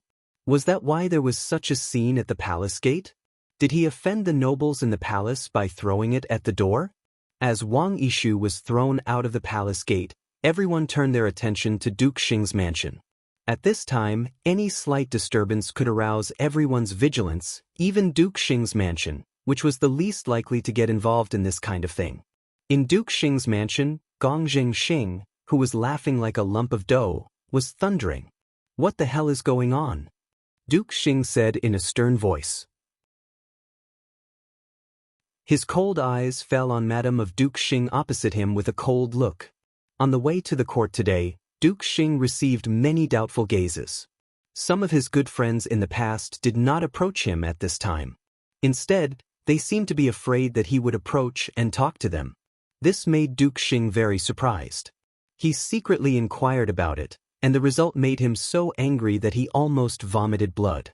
She finally went to the court with a smile on her face. When she got home, she couldn't suppress her anger and went directly to Madame of Duke Xing's room. "Duke, don't be angry. Who knew that Yishu was so useless?" Madame of Duke Xing's face also darkened. When the Imperial Palace sent someone to pick up Wang Yishu, she knew that it was not good. She had planned to tell the Empress secretly after the matter was over and then take Wang Yishu away. Who would have thought that the palace would directly inform her to pick him up, and that they would even carry him to the palace gates and leave him there? "You're just a little girl. What do you want?" Duke Xing, who had never cared about the affairs of the backyard, couldn't help saying angrily at this time, and slapped the table hard with his fat hand. Madame of Duke Xing was a capable woman. In the past, Duke Xing didn't need to worry about the affairs of the backyard, but this time she made such a big trouble. "You can't let that girl live," Madame of Duke Xing said with a cold and resentful face. "What kind of waves can a little girl stir up? Is it worthwhile for you to meddle with her again and again? She is just a miss from a family with a third-grade official position and has nothing to do with the past." Duke Xing said disapprovingly, frowning tightly and looking sullen. He had every reason to be so angry. This matter was not only a matter of the inner court, but also involved the previous court. Duke Xing's mansion, which had originally kept a low profile, was also noticed by others. At this time, it was difficult to hide this matter when it was noticed by others, which was not a good thing for Duke Xing's mansion. "We can't let that girl live. She will definitely be a scourge if she lives." Madame of Duke Xing gritted her teeth and refused to give in. "Do you know how to be in charge? If you don't, I will find someone to help you." Seeing that Madame of Duke Xing still disobeyed his words, Duke Xing was furious and couldn't hold back anymore. He glared at Madame of Duke Xing and said angrily. Seeing Duke Xing scolding her, Madame of Duke Xing suddenly couldn't help screaming, "You stop me again and again. Is it because of her? That woman is crazy, she is crazy." "Shut up." Duke Xing was so shocked that he stood up abruptly and grabbed Madame of Duke Xing's neck.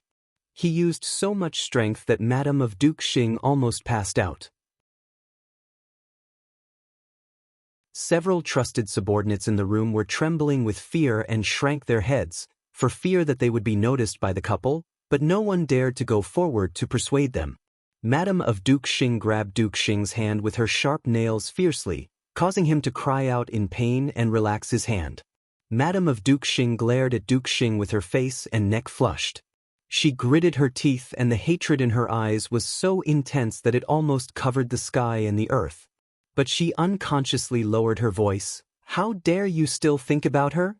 How dare you still think about her? You?" She couldn't help but want to curse. This way of cursing was completely contrary to her years of upbringing, but she still couldn't help it.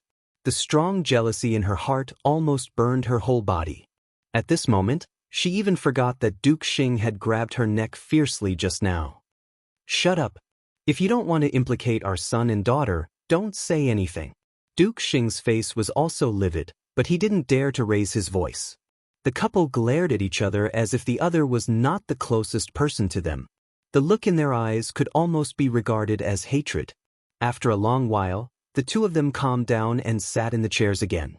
Duke Xing picked up Madame of Duke Xing's handkerchief, casually wrapped it around his hand a few times, and asked with a gloomy face, "What should we do about it?"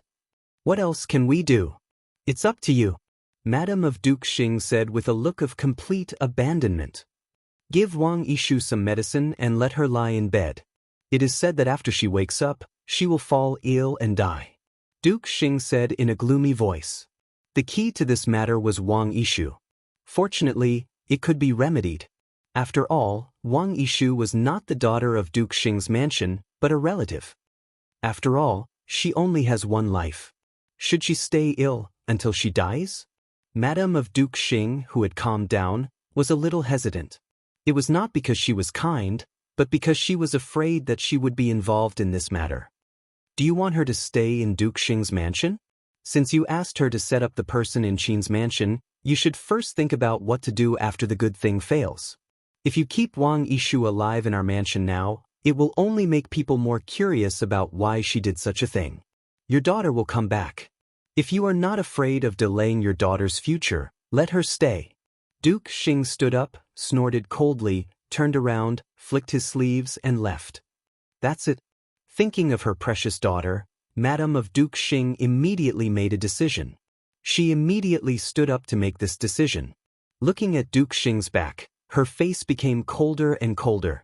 Her daughter, who had been raised like a precious pearl, was not comparable to Wang Yishu and Qin Wanru, who were so despicable. Even if she was scratched a little, she would make these despicable things pay for it with their lives. Although Wang Yishu had been raised by her since she was a child, she could not compare with her biological daughter. Her daughter was a cloud high in the ninth heaven, while Wang Yishu and Qin Wanru were just the mud under her feet. How could they compare with her daughter? She would not lose her daughter's reputation because of them. "Nanny Xing, get some medicine for Yishu later and let her lie in bed every day. With her current reputation, even if she can recover, it is impossible for her to have a good marriage. Tell her to take good care of her body first," Madame of Duke Xing ordered. This kind of thing was not difficult. As long as the doctor who treated Wang Yishu gave her some medicine, she would be able to wake up.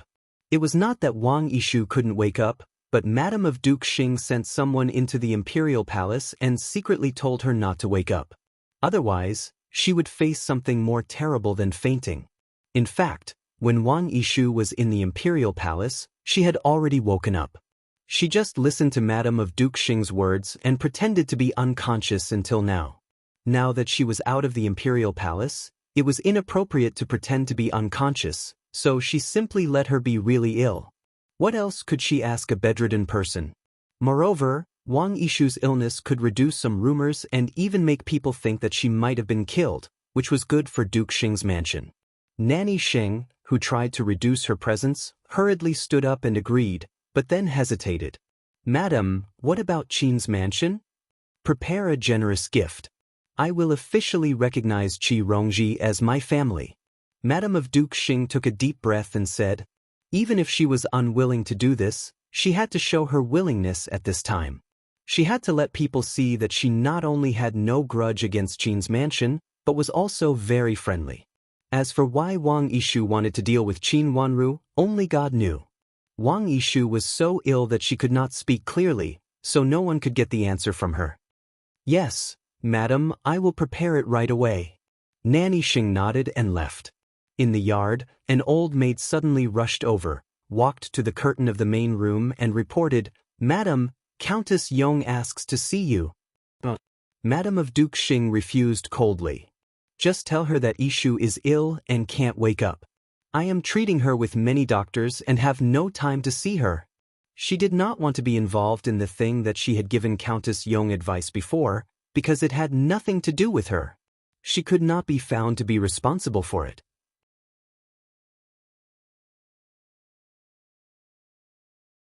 Chapter 296.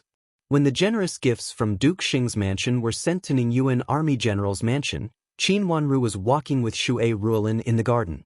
Xue Ruolin was in good spirits.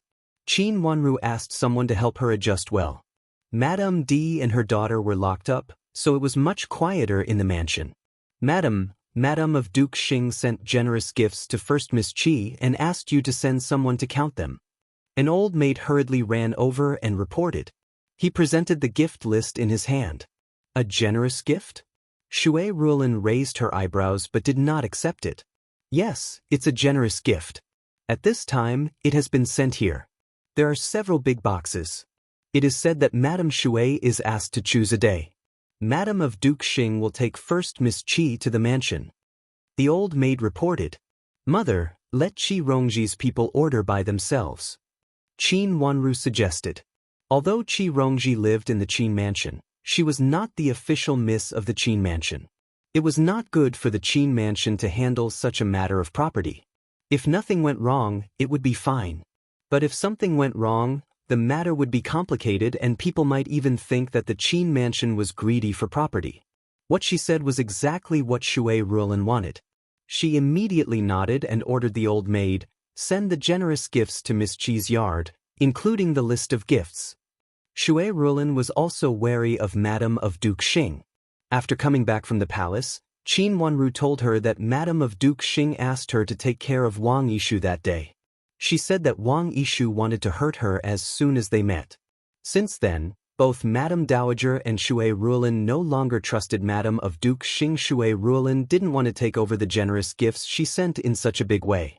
It was originally a matter between Duke Xing's mansion and Qi's mansion. If Qi Rongji didn't live in Qin's mansion, it had nothing to do with Qin's mansion. When the old maid was about to leave, Qin Wanru suddenly stopped her, turned to Shui Rulin and said, Mother, send the gifts directly to Qi's mansion. Although Qi Rongji lives in our mansion, she does have a home. It is inappropriate to put those gifts in our mansion. Wanru, do you mean to let the people of Qi's mansion do the inventory? Shui Rulin said thoughtfully. This is the best way. We'll send all the gifts to the Qi mansion. Even if something happens afterwards, it has nothing to do with us. Our people didn't touch it at all. Qin Wanru suggested with a smile. It was not that she was too cautious, but she had to be cautious when dealing with Madame of Duke Xing. Madame of Duke Xing was like a poisonous snake hiding in the grass, and no one knew when she would jump out. It was not bad to be cautious. All right, that's settled then. Shui Rulin also understood Qin Wanru's meaning, so she nodded and ordered the old maid again. The old maid responded and left. Mother, how is the investigation of Madame D's dowry list going? Looking at the back of the old maid, Qin Wanru asked. I didn't find anything, but this loss is really suspicious. Shui Rulin shook her head in confusion. She was also married. At that time, old grandma treated her well and owned 2 shops. Shui Rulin was not ignorant about the business of the shop. How could it keep losing money? Moreover, it was the shop of a married sister. But the account was so well done that she couldn't find any flaw. Mother, you can't find anything? Qin Wanru asked softly. I can't find anything. Shui Rulin shook her head and said innocently. Even if she knew there was something wrong, she couldn't find anything after checking, which was very aggrieving. Mother, what do you mean? Qin Wanru asked calmly. She reached out to help Shui Rulin gently and asked her to be careful of a pebble under her feet. Shui Rulin stepped over the pebble and gently pressed her forehead with a handkerchief. There was a little sweat on her forehead. She was a little tired after walking. She looked up and around, reached out to point at an octagonal pavilion in front of them and said, Wanru, let's go to the front and sit for a while. Mother, let's not go to the pavilion. It's windy there. Let's go to the empty yard and sit for a while. Qin Wanru shook her head and looked at an empty yard on the left.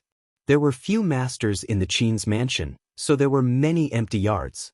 The yard in front of them was not small, but no one lived in it. Only when some masters wandered here in their spare time would they take a rest. Recently, only Shui Rulin and Qin Wanru, who accompanied Shui Rulin, liked to wander around. Madame Dowager focused on recuperation, so she was not so willing to move. Shui Rulin nodded. They entered the yard with several servant girls and sat down in the main room in the middle. The servant girls were busy making a heater to warm the room. Another servant girl made a stove to boil water. Because Shui Rulin would come here to rest for a while in the past, all the appliances were prepared. There was no one living in this yard, and the layout inside was mainly for enjoying the scenery. The large window opposite the main room was open and somewhat transparent.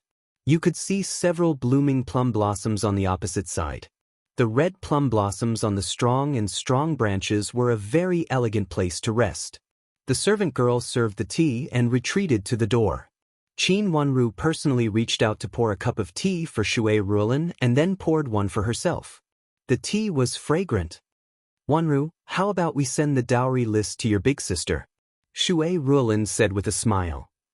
"Big sister's dowry list?" Qin Wanru smiled with her eyes shining. "Yes, it's your big sister's dowry list. The marriage between your big sister and the heir of Duke Yong has been settled, so it is impossible to change it. Her dowry naturally has to be prepared." Shui Rulin picked up the teacup, took a sip, and said meaningfully after putting it down. Qin Yuru's dowry was actually prepared early. When she was in Jiangzhou, Qin Yuru also got married once. The dowry was carried to the cheese mansion first. Later, the marriage between the two mansions was not agreed. In order to compensate for the loss of the cheese mansion, this part of the dowry was not carried back and naturally stayed in the cheese mansion. The dowry of the legitimate daughter of a noble aristocratic family was usually prepared after she grew up. At that time, Qin Huaiyong was considered to have a great power in Jiangzhou. Qin Yuru's dowry was not small and there were many good things in it. But now, they were all left in the cheese mansion in Jiangzhou. She had to prepare again when she got married. However, the dowry prepared again would not be better than the one in Jiangzhou, and it would even be much worse. There was no doubt about this. The Qin's mansion, which had just moved to the capital city, was no longer the Ningyuan army general in Jiangzhou with great power. In such a short time, many things could not be bought even if they had money. Shui Rulin understood the meaning of this, Qin Wanru understood it, and even Madame D understood it. But Qin Yuru, who wanted to be the wife of the noble heir of Duke Yong and become one of the few noble ladies in the capital city, might not understand it. "Father, have you prepared the dowry?" Qin Wanru asked with a gentle smile. Her watery eyes were like a little fox's. "Your father has prepared it. He originally planned to show it to your big sister, but it is much less," Shui Rulin said bluntly. Even she knew that the dowry had shrunk a lot when she saw it. But there was no other way. All the expenses of the Qin's mansion were very tight now. Such a dowry was squeezed out by Qin Huaiyong himself, and Madame Dowager also added a lot of private money in it. But even so, it was still not comparable with the previous one. Compensate Madame D's shop to big sister? Qin Wanru had already understood Shui Rulin's meaning. The dowry is too little, so we naturally need to subsidize it. But there is not much in the mansion, and even Madame Dowager has taken out her private money. Yuru is the only daughter of big sister, so it is reasonable for her to take out the dowry. Even you don't care about it, do you think that big sister will care about it? Shui Rulin said calmly. It is the best that mother can think so, Qin Wanru said with a smile. This was originally her idea. She also wanted to secretly hint Shui Rulin, but now she didn't need to hint at it. There was something wrong with Madame D's shop. Duke Yong's mansion embezzled the money in her dowry shop. Now they sent the money to Duke Yong's mansion, which could be regarded as letting Duke Yong's mansion suffer a silent loss. Moreover, others knew clearly that Qin Yuru could suffer a silent loss, but Qin Yuru couldn't. She slightly raised the corner of her mouth, and there was more deepness in her watery eyes. She was very happy to see Shui Rulin come up with such a plan by herself. If Shui Rulin was still so weak, how could she protect her child? If she had no means, she would finally fall into the joint hands of Duke Yong's mansion and Madame D, just like in the last life. What about the silver that needs to be paid first? After thinking for a while, Qin Wanru reminded Shui Rulin. Duke Yong's mansion used this reason. From this point of view, Ningyuan Army General's mansion owed Duke Yong's mansion a lot of money. Just owe it first. After all, we are a family and we can discuss it, Shui Rulin said. Since she saw her ex-husband's family, she became more and more clear that she and Madame D could not coexist. In this case, she couldn't just take the blow without fighting back. That's true. Madame D married my father, and now Big Sister is going to marry Child D. The two families are on good terms, and they are such close relatives. They won't be so shameless as to ask us to pay back the money. Qin Wanru smiled more happily. She and Shui Rulin looked at each other and saw the meaning in each other's eyes. They could owe money, but they couldn't pay back the money. Moreover, this kind of thing would be Qin Yuru's dowry in the future, and it would be sent to Duke Yong's mansion with Qin Yuru, no matter how much the previous shop had been ruined by Duke Yong's mansion. In the future, it would be under Duke Yong's mansion's management. Even if there was something fishy in it, it was Qin Yuru's business. It had nothing to do with Qin's mansion. Since this matter had been discussed, Shui Rulin and Qin Wanru talked about Qin Yuru's dowry in detail. This kind of thing was usually discussed by Madame Dowager and Shui Rulin, but this time Shui Rulin didn't hide it from Qin Wanru. She told Qin Wanru in detail bit by bit. Imperceptibly, Shui Rulin had already regarded Qin Wanru as the backbone, and felt that she couldn't rest assured if she didn't tell Qin Wanru about it. While listening, Qin Wanru added a few things that Shui Rulin didn't notice, and Shui Rulin nodded repeatedly.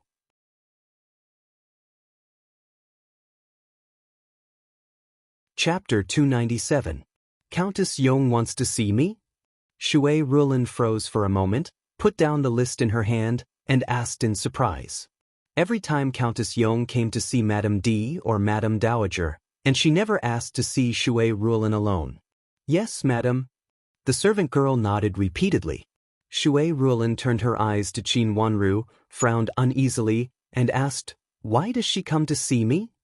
Maybe she feels guilty." Qin Wanru smiled slightly and said meaningfully, "Guilty?" Shui Rulin didn't understand for a moment, and frowned even more. "Didn't that Miss Wang frame me in the palace? As long as Miss Wang is not crazy, she will not plot against a person she just met, unless there is a grudge between her and me." Qin Wanru calmly analyzed for Shui Rulin. She didn't mention what happened outside the palace gate, because it involved too many things. Since everyone thought it was a murder against Chu Luchin, then let everyone think so. Countess Yong knows Miss Wang? Shui Rulin looked a little annoyed. If anyone wanted to frame Qin Wanru or had a grudge against her, it would be Duke Yong's mansion except for Madame D. People from Duke Yong's mansion would definitely not see her and Wanru getting along well, so they would definitely frame her. She had asked Qin Wanru before why Wang Yishu framed Qin Wanru as soon as they met.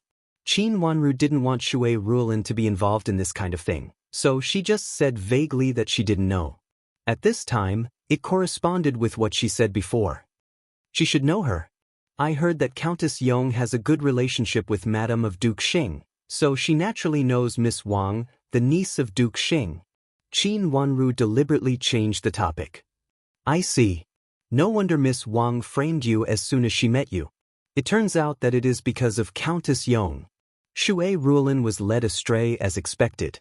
After thinking for a while, she said angrily, "What should we do now?" "Mother, let's meet her first."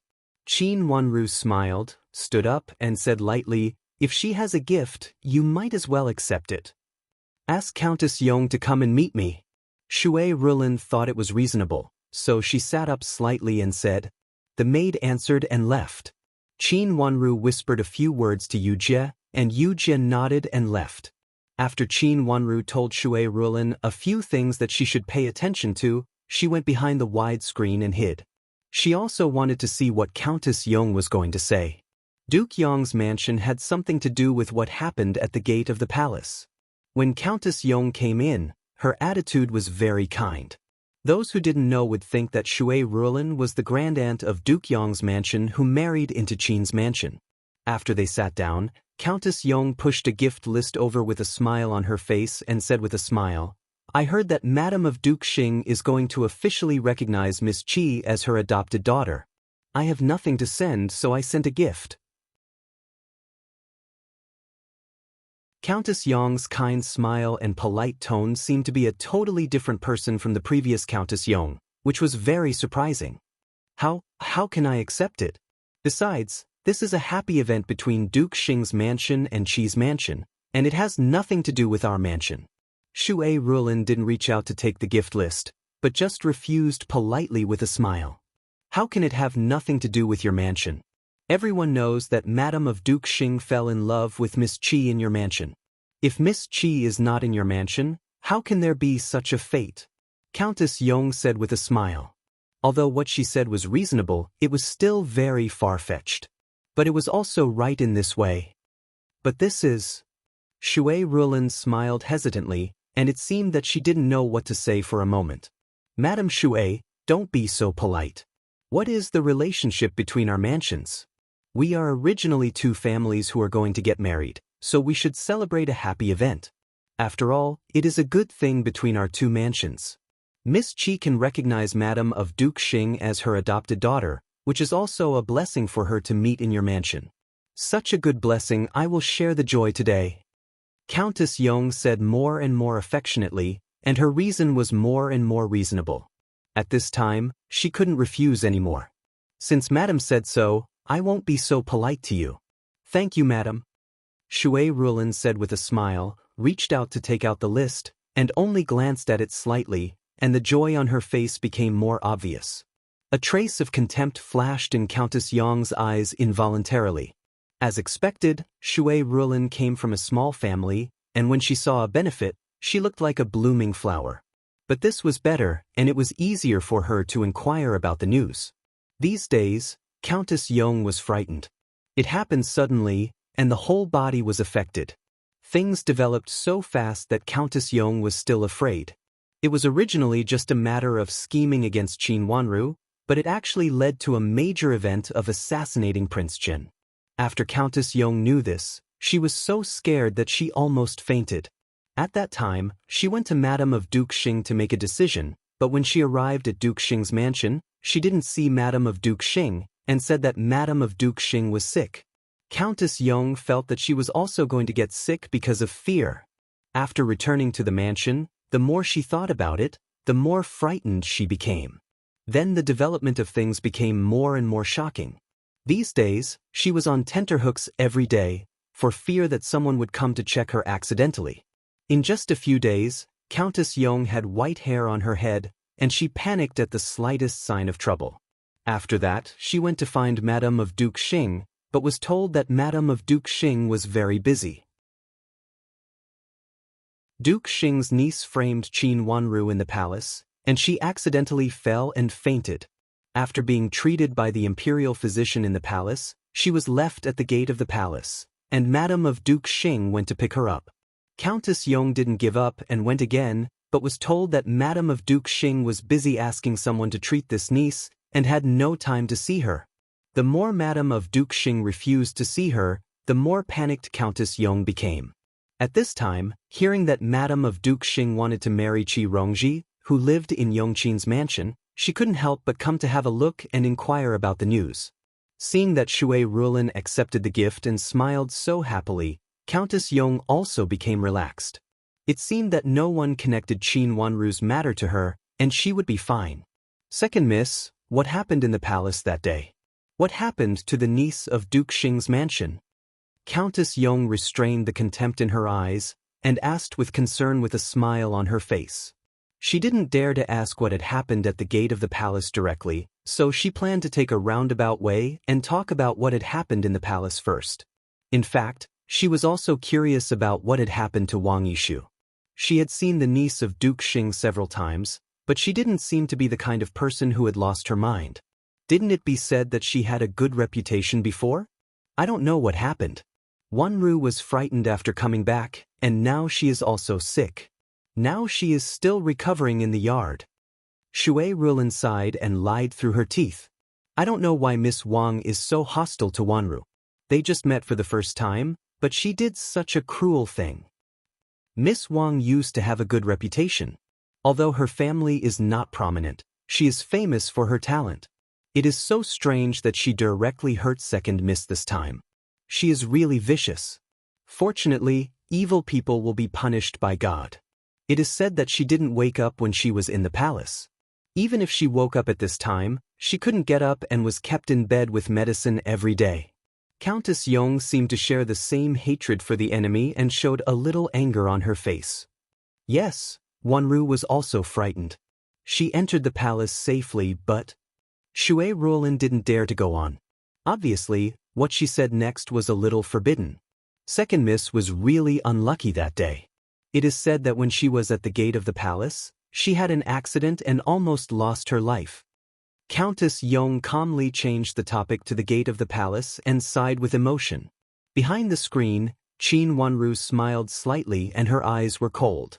As expected, Countess Yong's purpose today was to inquire about this matter. This matter must have something to do with Countess Yong. But Countess Yong's means were so superb that this matter had not been found to be related to her until now. It seemed that Duke Yong's mansion was not completely decadent as people thought. Wanru really almost had a big accident that day. She encountered that kind of thing and almost. Our Madam Dowager wants to take Wanru to worship Bodhisattva. When Wanru gets better, we will go. Shui Ruolin sighed and said. The panic in her eyes was very real. Shui Ruolin and Madam Dowager didn't know what happened that day. After knowing it, Madam Dowager and Shui Ruolin almost fainted. If Prince Chen didn't save her, Qin Wanru would have lost her life at the gate of the palace. Thinking of this matter, Madam Dowager and Shui Ruolin had a lingering fear. The news later said that this was a plot against Prince Chen, and the target was Prince Chen. Qin Wanru was involved in it. But no matter what the reason was, it was a fact that Qin Wanru almost lost her life. In the end, Madam Dowager kept Qin Wanru in the inner court and never allowed her to go out. Even if she wanted to go to her own shop, Madam Dowager didn't allow it. What on earth is going on? Why did Second Miss get involved in it? Countess Yong asked cautiously, and her face also changed. In fact, she was really very strange, but she had no place to ask about it. If Prince Chen was involved in dealing with Qin Wanru, it would be a crime of confiscating the whole family and exterminating the whole family. Fortunately, Madame of Duke Xing asked her to be wise to protect herself and handle things cautiously. She must not get herself involved in it, so she found out a spy that had been buried for many years. Originally, she thought it was not a big deal and she just borrowed it. Even if something happened to Qin Wanru, so what? She was not a famous noble lady in the capital city. She only reported that the horse of Prince Zhou's mansion was frightened and accidentally bumped into Prince Chen. Could it be that someone would fight against Prince Zhou for Qin Wanru? But in the end, this matter became like this. No one expected that Qin Wanru was actually a hypothetical target, and Prince Chen was the real target. This made Countess Yong, the initiator, confused. Why didn't she know about the plot against Prince Chen? Could it be that the coachman had already turned to another master and made a series of schemes against her? Because of this matter, Countess Yong now had a hard time in the mansion. Not only was she reprimanded by Duke Yong, but even Duke Yong's old madam also found an excuse to slap her in the face in front of everyone. Thinking of this, her face seemed to hurt faintly, and she couldn't help but secretly clench her teeth. This old beggar only knew how to favor her daughter. She didn't know what kind of person her daughter was. Madam, this is a trap.